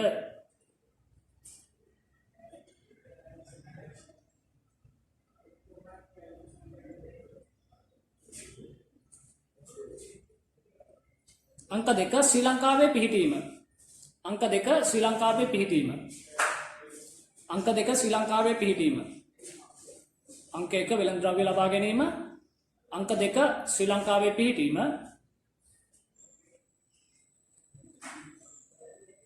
බ්‍රිතාන්‍ය ජාතිකයන් ශ්‍රී ලංකාව කෙරේ අවධානය යොමුවට බලපෑ හේතු තුන පළවෙනි එක කිව්වේ වෙළඳ ද්‍රව්‍ය ලබා ගැනීම.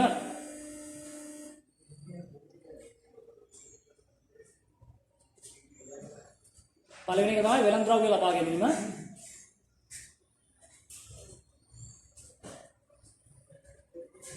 දෙක ශ්‍රී ලංකාවේ පිහිටීම. ශ්‍රී ලංකාවේ පිහිටීම. තුන අංක 3 ආගම ප්‍රචාරය කිරීම. අංක 3 ආගම ප්‍රචාරය කිරීම. අංක 3 ආගම ප්‍රචාරය කිරීම. අංක 3 ආගම ප්‍රචාරය කිරීම. පළවෙනි එක වෙළඳ ද්‍රව්‍ය ලබා ගැනීම, දෙක ශ්‍රී ලංකාවේ පිහිටීම, අංක 3 ආගම ප්‍රචාරය කිරීම. හරි. දෙවෙනි ප්‍රශ්නය ක්‍රිස්තු වර්ෂ 1797 දී මෙරට සිදු වූ බ්‍රිතාන්‍ය විරෝධී කැරැල්ල මැඩ පැවැත්වීමට පත් කළ මියුරන් කොමිසමේ නිර්දේශ දෙකක්. 1797 මෙරට සිදු වූ බ්‍රිතාන්‍ය විරෝධී කැරැල්ල මැඩ පැවැත්වීමට පත් කළ මියුරන් කොමිසමේ නිර්දේශ දෙකක්. මියුරන් කොමිසම. දැන් ඔයගොල්ලෝ දන්නවා මගේ දුවේ පුතේ ඉංග්‍රීසියෙන් ශ්‍රී ලංකාවට ආවේ මොන අවුරුද්දේද? ඉංග්‍රීසියෙන් ශ්‍රී ලංකාවට පැමිණෙන්නේ 1796 දී. මුහුදුබඩ පළාත් අල්ලගන්න 1796 දී. ඉංග්‍රීසියෙන් ශ්‍රී ලංකාවට පැමිණෙන්නේ 1796 දී. පෘතුගීසියෙන් එන්නේ කොයි කාලෙද? පෘතුගීසියෙන් එන්නේ 1505 දී. පෘතුගීසියෙන් ශ්‍රී ලංකාවට එන්නේ 1505 දී. ලන්දේසියෙන් ශ්‍රී ලංකාව අල්ලගන්නේ 1658 දී. ඉංග්‍රීසියෙන් මුහුදුබඩ පළාත් අල්ලගන්නේ 1796 දී. 1796 දී. මේ වර්ෂ තුන මතක තියාගන්න. පෘතුගීසියෙන් ශ්‍රී ලංකාවට පැමිණෙන්නේ 1505 දී. ලන්දේසියෙන් එන්නේ 1658 දී. ඉංග්‍රීසියෙන් ශ්‍රී ලංකාවට ඇවිල්ලා මුහුදුබඩ පළාත් අල්ලගන්නේ 1796 දී. ඉංග්‍රීසියේ එන්නේ වෙළඳ සමාගම. ඉංග්‍රීසි වෙළඳ සමාගම තමයි ලංකාවට එන්නේ. ඉංග්‍රීසි වෙළඳ සමාගමේ මූලික පරමාර්ථය තමයි අධික ලෙස ලාභ ඉපැයීම. අධික ලෙස ලාභ ඉපැයීම තමයි ඉංග්‍රීසියේ මූලික පරමාර්ථය. ඒ නිසා ඉංග්‍රීසි පෙරදිග ඉන්දියානු වෙළඳ සමාගම ලංකාවේ වෙරළබඩ කලාපේ අපේ මේ ලංකාවේ වෙරළබඩ කලාපේ අල්ලගෙන ලංකාවේ වෙරළබඩ ප්‍රදේශවල ජනතාව ලංකාවේ වෙරළබඩ ප්‍රදේශවල ජනතාවගෙන් අධික ලෙස බදු අය කරන්න පටන් ගත්තා. මොකද ලන්දේසියෙන් එක්ක මෙවන ධර්ම යුද්ධයක් කරන්න සිදු වුණා. ඉංග්‍රීසින්ට ලන්දේසියෙන් එක්ක ධර්ම යුද්ධයක් කරන්න සිදු වුණා. මේ යුද්ධයේදී ඉංග්‍රීසින්ට විශාල වශයෙන් පාඩු සිදු වුණා. ආර්ථික වශයෙන් පාඩු සිදු වුණා. ඒ නිසා ඉංග්‍රීසින් මොකද කරේ? ලංකාවේ වෙරළබඩ කලාපේ අත්පත් කරගෙන මේ වෙරළබඩ කලාපේ ජනතාවගෙන් අධික ලෙස බදු අය කරන්න පටන් ගත්තා. විශාල බදු ප්‍රමාණයක් අය කරා. මේ ජනතාවට දරා ගන්න බැරි වුණු බද්ද තමයි පොල්ගස් බද්ද. පොල්ගස් බද්ද තමයි දරා ගන්න බැරි වුණු බද්ද. ඒ කියන්නේ පළදාව නැති පොල්ගස් වලට බදු අය කරා. ඒ විතරක් නෙමෙයි. මේ බදු අය කරන්න ගෙනාව ඉන්දියාවෙන් නිලධාරීන්. අපේ ගම්මුලාදෑනින් අපේ දේශීය නිලධාරීන් අයින් කළා ඉන්දියාවෙන් ගෙනාව මදුරාසි නිලධාරීන්. උන්ට කිව්වා අවු නිලධාරවරු කියලා. ඉන්දියාවෙන් ගෙනාව අවු නිලධාරවරු කියලා මදුරාසි නිලධාරීන් කණ්ඩායම. මේ නිලධාරීන් කණ්ඩායම තමයි බදු එකතු කරේ මේ අපේ වෙරළබඩ කලාපේ සිංහලයාගෙන්. අවසානයේදී මේ අවු නිලධාරවරුන්ට ඒ විතරක් නෙමෙයි බදු ගෙවන්න නැත්නම් අධිකරණ බලතලක් දුන්න දඬුවම් කිරීම සඳහා. අවු නිලධාරවරුන්ට අධිකරණ බලතලක් දුන්න දඬුවම් කිරීම සඳහා. මේ ආදි වශයෙන් විශාල හානියක් වෙරළබඩ කලාපේ සිදු වෙනවා. 1797 දී ඉංග්‍රීසියෙන් ඇවිල්ලා එක අවුරුද්දයි ගියේ 1797 දී 1797 දී ඉංග්‍රීසින්ට විරුද්ධව පළවෙනි කැරැල්ල මුහුදුබඩ පළාතෙන් ඇති වෙනවා. ඒ කැරැල්ලට අපි කියනවා රයිගම් කෝරළ සටන කියලා. රයිගම් කෝරළ සටන කියලා කියන්නේ හොරණ මතුගම බණ්ඩාරගම මේ ප්‍රදේශවල ව්‍යාප්තුණු සටන. එතකොට රයිගම් කෝරළ සටන තමයි මේකට කියන්නේ. 1797 දී ඉංග්‍රීසින්ට විරුද්ධව පළවෙනි කැරැල්ල සිදු වෙනවා. මේ කැරැල්ල ඉංග්‍රීසින් ඉතාම දරුණුවන්දමින් මැඩපවත්වන මොකෝ ඉංග්‍රීසින්ට අවි ආයුධ බලය තිබ්බා. දරුණුවන්දමින් මැඩපවත්වනවා. ඊට පස්සේ ඉංග්‍රීසින් ඊට පස්සේ කල්පනා කරනවා ඇයි අපි ලංකාවට ඇවිල්ලා එක අවුරුද්දක් වෙන්නේ අපිට විරුද්ධව සටනක් ඇති වෙන්න බලපාන හේතු මොනවද කියලා. ඉංග්‍රීසි ආණ්ඩුව විසින් පත් කරන ජෙනරාල් ඩි මියුරන්ව. ජෙනරාල් ඩි මියුරන් එනවා ලංකාවට. ලංකාවට ඇවිල්ලා ඩි මියුරන් හොයනවා ලංකාවට ඇවිල්ලා මේ කැරැල්ල ඇතිවීමට බලපාපු හේතු. දැන් මියුරන් ලංකාවට ඇවිල්ලා හොයන ජෙනරාල් ඩි මියුරන් ලංකාවට ඇවිල්ලා හොයන මේ කැරැල්ල ඇතිවීම සඳහා බලපාන ලද හේතු මොනවද කියලා ඔහු අවසානයේ වාර්තාවක් බ්‍රිතාන්‍ය ආණ්ඩුවට දෙනවා. ඔහු කියනවා මෙන්න මේ කරුණු ටික. ඔහු කියනවා පළවෙනි එක තමයි පොල්ගස් බද්ද ඇතුළු අනිකුත් බදු වර්ග ඉවත් කළ යුතුයි. ඒ වගේම බදු එකතු කිරීම සඳහා පත් කළ තියෙන අවුමිල්දාරවරුන් ඉවත් කළ දේශීය නිලධාරීන් යොදාගත යුතුයි. නැවත ලන්දේසි උසාවි ක්‍රමයේ මේ ක්‍රියාත්මක විය යුතුයි කියන කාරණා තුන කීපයක් මම කළා. ඒ අතරින් කාරණා තුනක් තමයි මම කිව්වේ. එයා මියුරන්ගේ වාර්තාව. හරි. එයා ගන්න කරුණු මේකෙන් අහන්නේ කරුණු කීයද? දෙකක් අහන්නේ. දෙකක් අහන්නේ. එහෙනම් පළවෙනි කරුණ ලියා ගන්න. පළවෙනි කරුණ පොල්ගස් බද්ද ඇතුළු අනිකුත් බදු ඉවත් කළ යුතුය. පළවෙනි කරුණ පොල්ගස් බද්ධ ඇතුළු අනෙකුත් බදු ඉවත් කළ යුතුය. පොල්ගස් බද්ධ ඇතුළු අනෙකුත් බදු ඉවත් කළ යුතුය. පොල්ගස් බද්ධ ඇතුළු අනෙකුත් බදු ඉවත් කළ යුතුය. පොල්ගස් බද්ධ ඇතුළු අනෙකුත් බදු ඉවත් කළ යුතුය.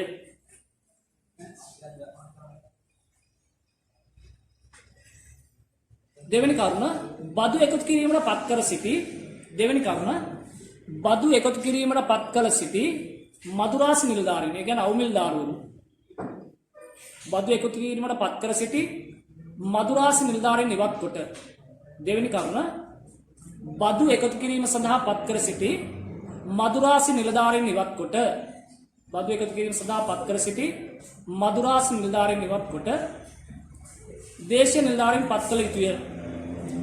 බදු එකතු කිරීමට පත් කළ සිටි මදුරාසි නිලධාරීන් ඉවත් කොට දේශීය නිලධාරීන් පත් කළ යුතුය.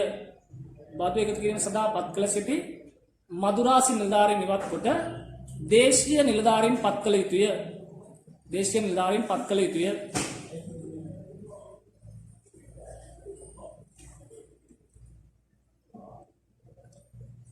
බදු එකතු කිරීම සඳහා පත් කර සිටි දේශීය මදුරාසි නිලධාරීන් ඉවත් කොට දේශීය නිලධාරීන් පත් කළ යුතුය. හරි ලකුණු 4ක් හම්බ වෙනවා.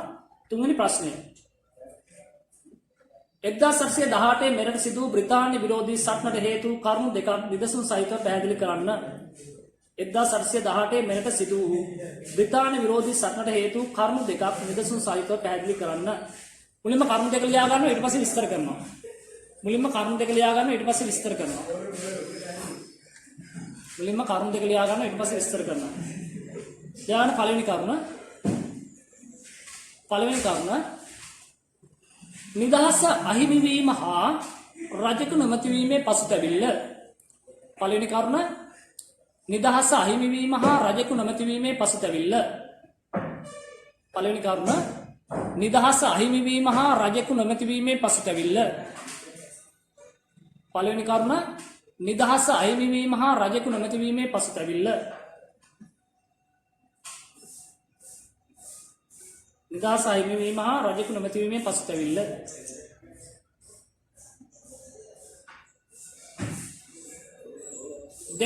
අංක 2 ආගම හා සංස්කෘතිය ආරක්ෂාවට. අංක 2 ආගම හා සංස්කෘතිය ආරක්ෂාව ගැටලු ඇතිවීම. අංක 2 ආගම හා සංස්කෘතියේ ආරක්ෂාවට ගැටලු ඇතිවීම. අංක 2 ආගම හා සංස්කෘතිය ආරක්ෂාවට ගැටලු ඇතිවීම. අංක 2 ආගම හා සංස්කෘතිය ආරක්ෂාවට ගැටලු ඇතිවීම. ආගම හා සංස්කෘතිය ආරක්ෂාවට ගැටලු ඇතිවීම. හරි අපි මේක ලියා ගමු. ඒක ඡේදයක් විදිහට ලියා ගන්න ඕනේ දැන්.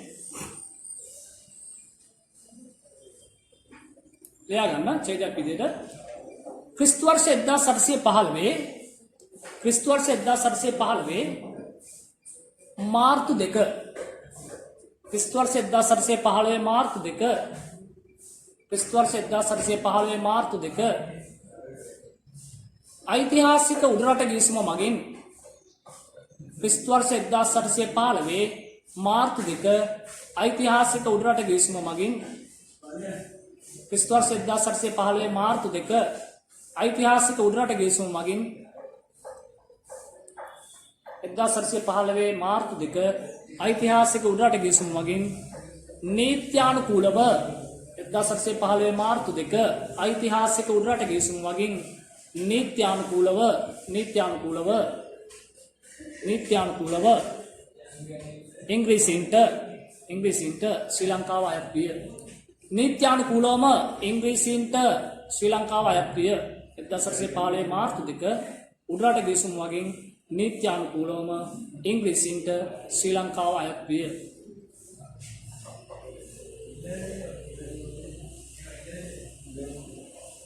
සිංහලයේ අවසාන රජතුමා වූ ඒකම ලියන්න සිංහලයේ අවසාන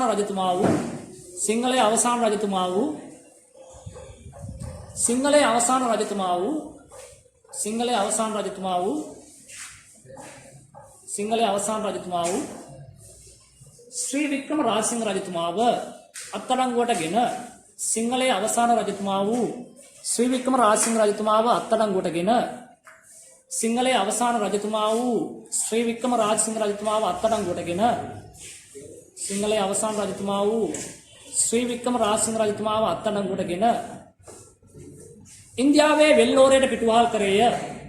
සිංහලයේ අවසාන රජතුමා වූ ශ්‍රී වික්‍රම රාජසිංහ රජතුමාව අත්අඩංගුවටගෙන ඉන්දියාවේ වෙල්ලෝරයට පිටුවහල් කළේය. ශ්‍රී වික්‍රම රාජසිංහ රජතුමාව අත්අඩංගුවටගෙන ඉන්දියාවේ වෙල්ලෝරයට පිටුවහල් කළේය. ඉන්දියාවේ වෙල්ලෝරයට පිටුවහල් කළේය. ශ්‍රී වික්‍රම රාජසිංහ රජතුමාව අත්අඩංගුවටගෙන ඉන්දියාවේ වෙල්ලෝරයට පිටුවහල් කළේය.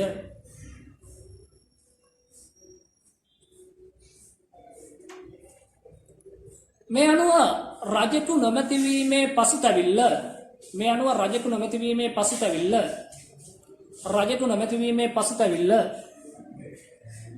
ජනතාවට දරා ගැනීමට අපහසු විය. මේ අනුව රජෙකු නොමැතිවීමේ පසුතැවිල්ල ජනතාවට දරා ගැනීමට නොහැකි විය. රජෙකු නොමැතිවීමේ පසුතැවිල්ල ජනතාවට දරා ගැනීමට නොහැකි විය. රජෙකු නොමැතිවීමේ පසුතැවිල්ල ජනතාවට දරා ගැනීමට නොහැකි විය.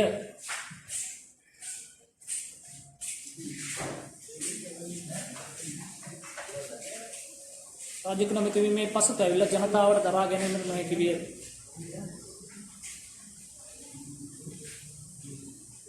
රාජාණ්ඩුව හා ජනතාව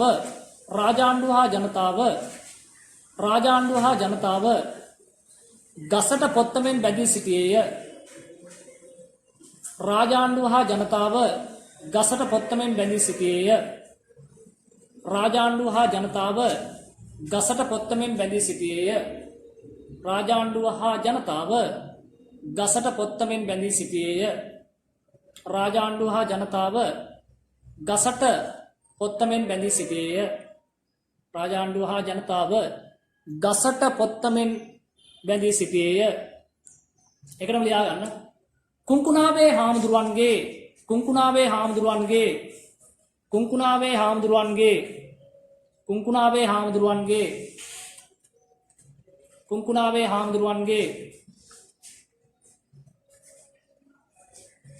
කුංකුණාවේ හාමුදුරුවන්ගේ පහත කවියෙන් මේ බව පැහැදිලි වේ. කුංකුණාවේ හාමුදුරුවන්ගේ පහත කවියෙන් මේ බව පැහැදිලි වේ. කුංකුණාවේ හාමුදුරුවන්ගෙන් පහත කවියෙන් මේ බව පැහැදිලි වේ. කුංකුණාවේ හාමුදුරුවන්ගෙන් පහත කවියෙන් මේ බව පැහැදිලි වේ. කුංකුණාවේ හාමුදුරුවන්ගේ පහත කවියෙන් මේ බව පැහැදිලි වේ. එක ලියා ගන්න. අනේ කුහුඹුවනේ තොපටත් රජෙක් ඇත්තේ.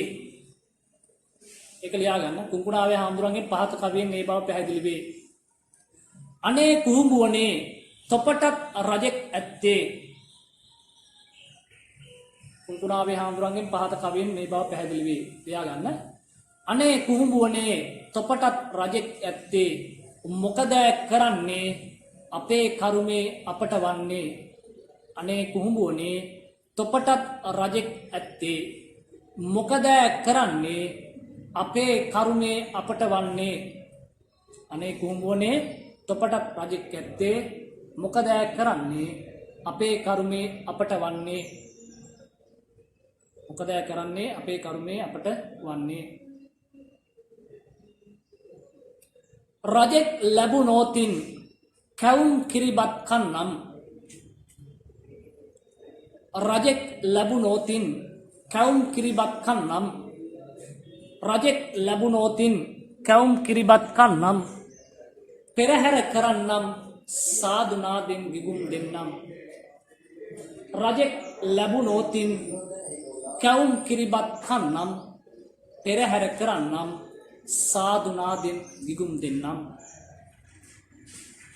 රජෙක් ලැබුණෝතින් කැවුම් කිරිබත් කන්නම්. පෙරහැර කරන්නම් සාදුනාදෙන් විගුම් දෙන්නම්. රජෙක් ලැබුණෝතින් කැවුම් කිරිබත් කන්නම්.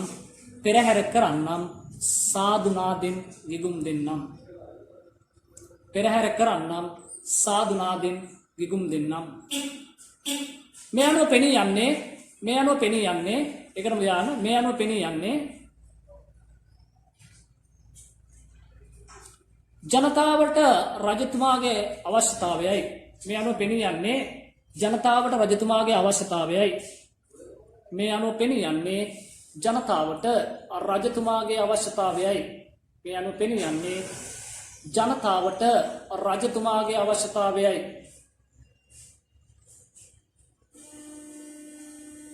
ජනතාවට පෞද්ගලිකවම ඒකටම ලියන්න ජනතාවට පෞද්ගලිකවම තම දුක් ගැනවිල්ල ඒකටම ලියාගන්න ජනතාවට පෞද්ගලිකවම තම දුක් ගැනවිල්ල ජනතාවට පෞද්ගලිකවම තම දුක් ගැනවිල්ල රජතුමාට ඉදිරිපත් කළ හැකි විය.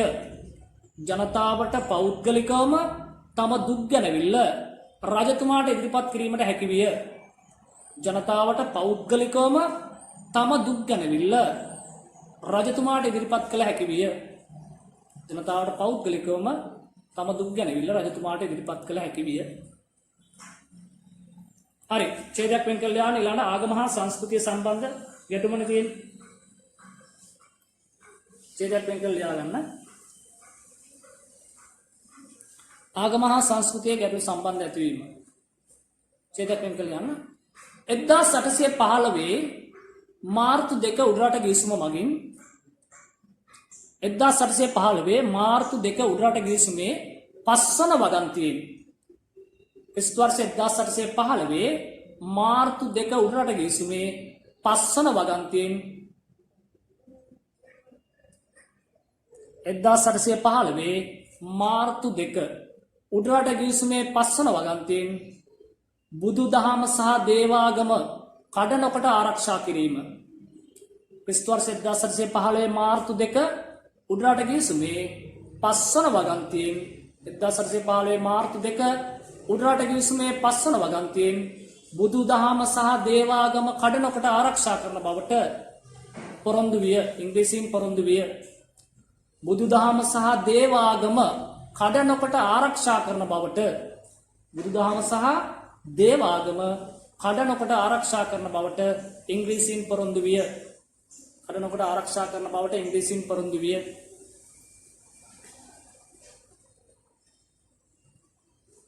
නමුත් ඒකම ලියාගෙන නමුත්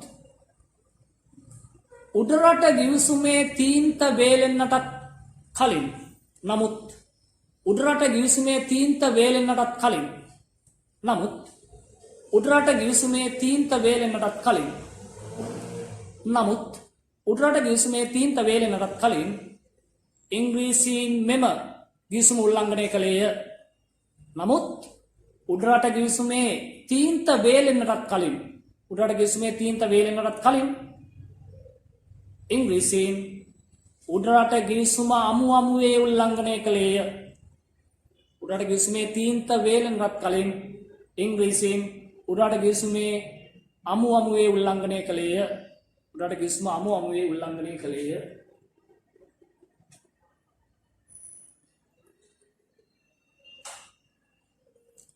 ඒකම ලියන්න විහාර දේවාල නඩත්තු නොකළේය. විහාර දේවාල නඩත්තු නොකළේය. ඒකම ලියන්න විහාර දේවාල නඩත්තු නොකළේය. විහාර දේවාල නඩත්තු නොකළේය. විහාර දේවාල නඩත්තු නොකළේය. භික්ෂූන් වහන්සේලාට අගෞරව කළේය. විහාර දේවාල නඩත්තු නොකළේය. භික්ෂූන් වහන්සේලාට අගෞරව කළේය. භික්ෂූන් වහන්සේලාට අගෞරව කළේය. විහාර දේවාල නඩත්තු නොකළේය. භික්ෂූන් වහන්සේලාට අගෞරව කළේය.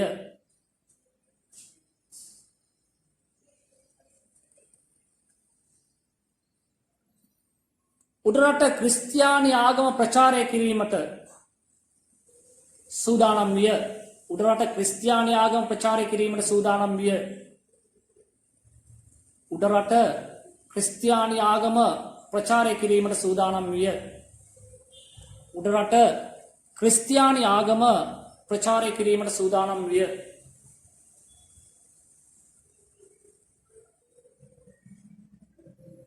මද්‍රව්‍ය භාවිතය උඩරට ප්‍රචලිත විය. මද්‍රව්‍ය භාවිතය උඩරට ප්‍රචලිත විය. මද්‍රව්‍ය භාවිතය උඩරට ප්‍රචලිත විය. මද්ද්‍රව්‍ය භාවිතය උඩරට ප්‍රචලිත විය. මද්ද්‍රව්‍ය භාවිතය උඩරට ප්‍රචලිත විය.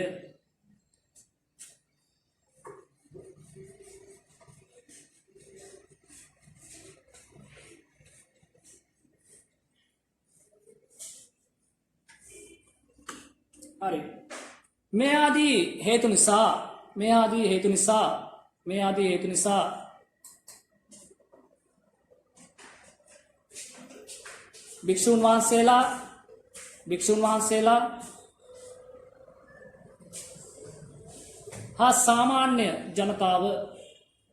භික්ෂුන් වහන්සේලා හා සාමාන්‍ය ජනතාව නිදහස් සටනේ පෙරමුණට පැමිණියේය. මේ ආදී හේතුන් නිසා භික්ෂුන් වහන්සේලා හා සාමාන්‍ය ජනතාව නිදහස් සටනේ පෙරමුණට පැමිණියේය. මේ ආදී හේතුන් නිසා භික්ෂුන් වහන්සේලා හා සාමාන්‍ය ජනතාව නිදහස් සටනේ පෙරමුණට පැමිණියේය. භික්ෂුන් වහන්සේලා හා සාමාන්‍ය ජනතාව නිදහස් සටනේ පෙරමුණට පැමිණියේය.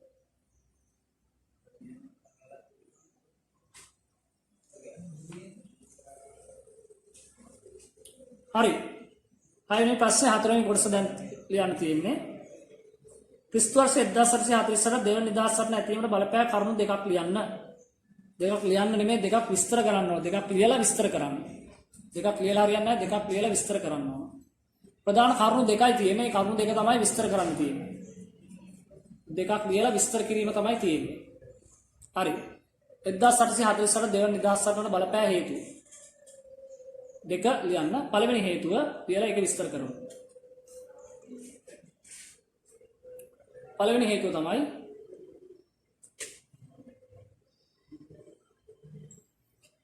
කෝල් බ්‍රූ ප්‍රතිසංස්කරණ වල බලපෑම.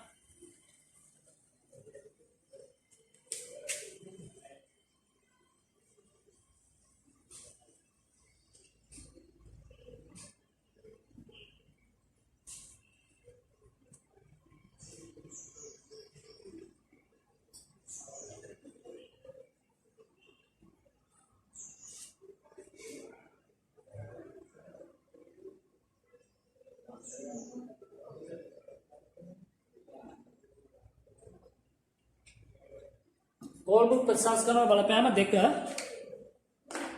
දෙක රජයේ නව බදු ප්‍රතිපත්තිය. අංක 2 රජයේ නව බදු ප්‍රතිපත්තිය. අංක 1 කෝල්බුක් ප්‍රතිසංස්කරණ වල බලපෑම. අංක 1 කෝල්බුක් ප්‍රතිසංස්කරණ වල බලපෑම. 2 රජයේ නව බදු ප්‍රතිපත්තිය. 2 රජයේ නව බදු ප්‍රතිපත්තිය.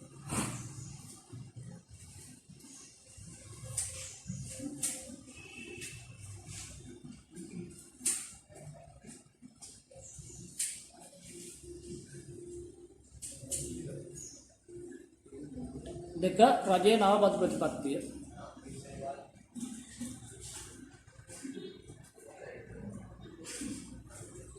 හරි. අපි ඒක ලියාගමු. ඡේදයක් විදියට මේ දෙක ලියලා ඡේදයක් විදියට ලියාගමු.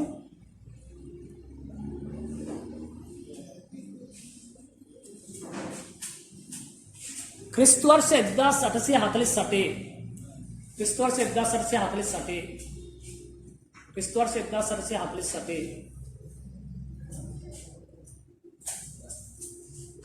ක්‍රිස්තු වර්ෂ 1848 දෙවන නිදහස් සටන ක්‍රිස්තු වර්ෂ 1848 දෙවන නිදහස් සටන සම්පූර්ණයෙන්ම ගොවි ජනතාවගේ කැරැල්ලක් ලෙස හඳුන්වයි. ක්‍රිස්තු වර්ෂ 1848 දෙවන නිදහස් සටන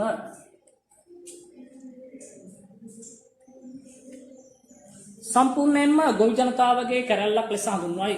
1848 දෙවන නිදහස් සටන සම්පූර්ණයෙන්ම ගොවි ජනතාවගේ කැරැල්ලක් ලෙස හඳුන්වයි.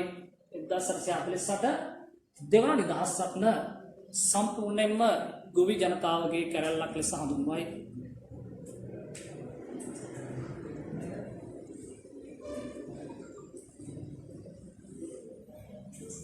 මෙය මාතලේ ප්‍රදේශයෙන් ආරම්භ වූ නිසා එකට ලියා ගන්න. මෙය මාතලේ ප්‍රදේශයෙන් ආරම්භ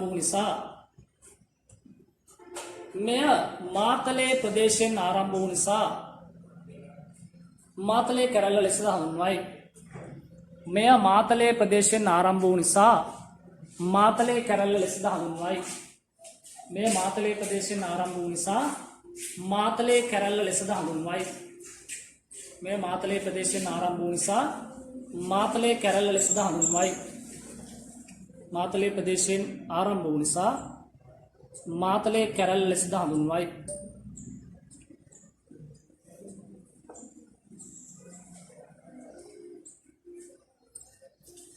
හරි. ඊළඟට දැන් අපි සාකච්ඡා කරන්නේ 1848 දෙවන නිදහස් සටනට බලපාන ලද ප්‍රධාන හේතු දෙක තමයි කෝල්බෘක් ප්‍රතිසංස්කරණ සහ රජයේ නව බද් ප්‍රතිපත්තිය ගැන තමයි සාකච්ඡා කරන්නේ. එතකොට අපි ගොම මේක ගොවි ජනතාවගේ කැරැල්ල. හරි. එතන ලියා ගන්න. ක්‍රිස්තු වර්ෂ 1833. ඒකටම ලියා ගන්න. ක්‍රිස්තු වර්ෂ 1833. ක්‍රිස්තු වර්ෂ 1833. ක්‍රිස්තු වර්ෂ 1833 कोलब्रूक प्रतिसंस्करण ක්‍රිස්තු වර්ෂ 1833 कोलब्रूक प्रतिसंस्करण නිසා ක්‍රිස්තු වර්ෂ 1833 कोलब्रूक प्रतिसंस्करण නිසා සිංහලයා දැඩි අපහසුතාවකට ලක් විය. ක්‍රිස්තු වර්ෂ 1833 कोलब्रूक प्रतिसंस्करण නිසා සිංහලයා දැඩි අපහසුතාවයට පත්විය. ක්‍රිස්තු වර්ෂ 1833 कोलब्रूक प्रतिसंस्करण නිසා සිංහලයා දැඩි අපහසුතාවයට පත්විය. ක්‍රිස්තු වර්ෂ 1833 कोलब्रूक प्रतिसंस्करण නිසා සිංහලයා දැඩි අපහසුතාවයට පත්විය.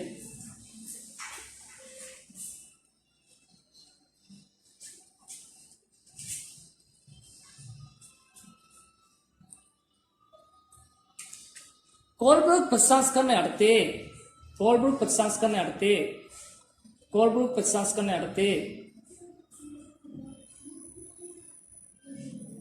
රජයේ ඉඩම් ප්‍රතිපත්තිය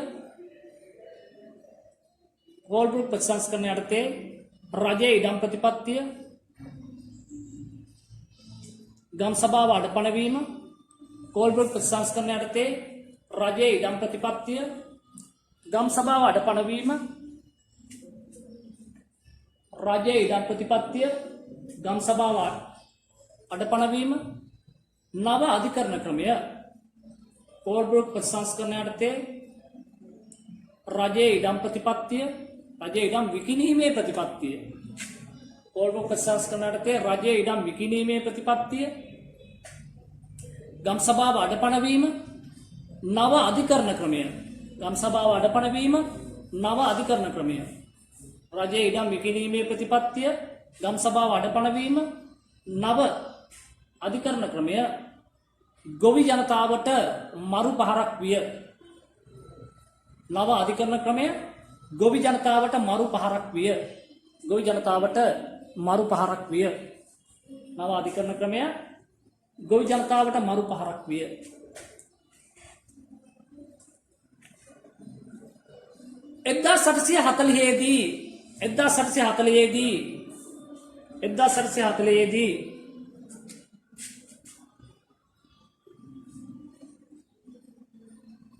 මුඩුබිම් පනත හරහා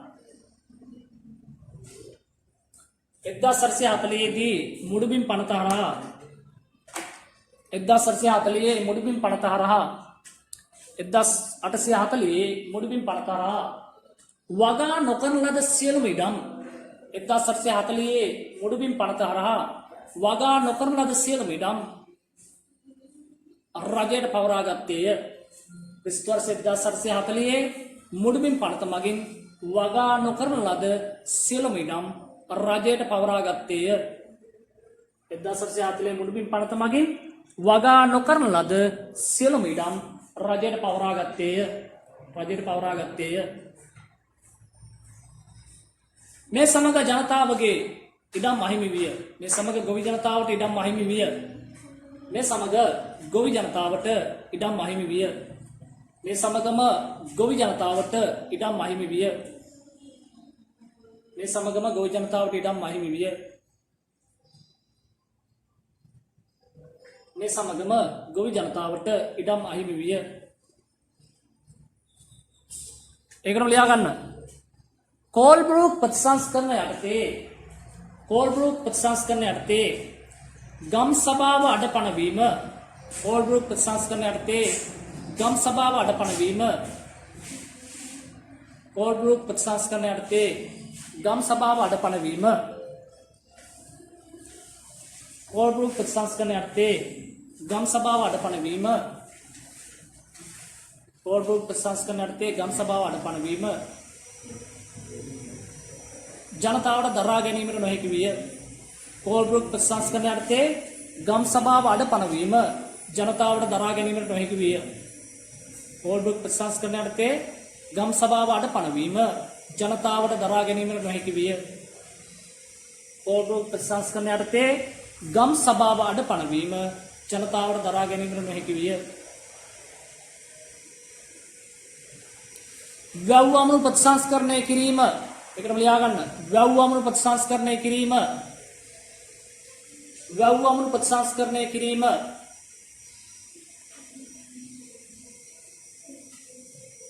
විහාර දේවාල නඩත්තු කිරීම වැව් අමුණු ප්‍රතිසංස්කරණය කිරීම විහාර දේවාල නඩත්තු කිරීම වැව් අමුණු ප්‍රතිසංස්කරණය කිරීම විහාර දේවාල නඩත්තු කිරීම වැව් අමුණු ප්‍රතිසංස්කරණය කිරීම විහාර දේවාල නඩත්තු කිරීම මහාමාර්ග ඉදිකිරීම විහාර දේවාල නඩත්තු කිරීම මහාමාර්ග නඩත්තු කිරීම මහාමාර්ග නඩත්තු කිරීම මහාමාර්ග නඩත්තු කිරීම ගම් සභාව මගින් සිදුවිය. ගම් සභාව මගින් සිදුවිය.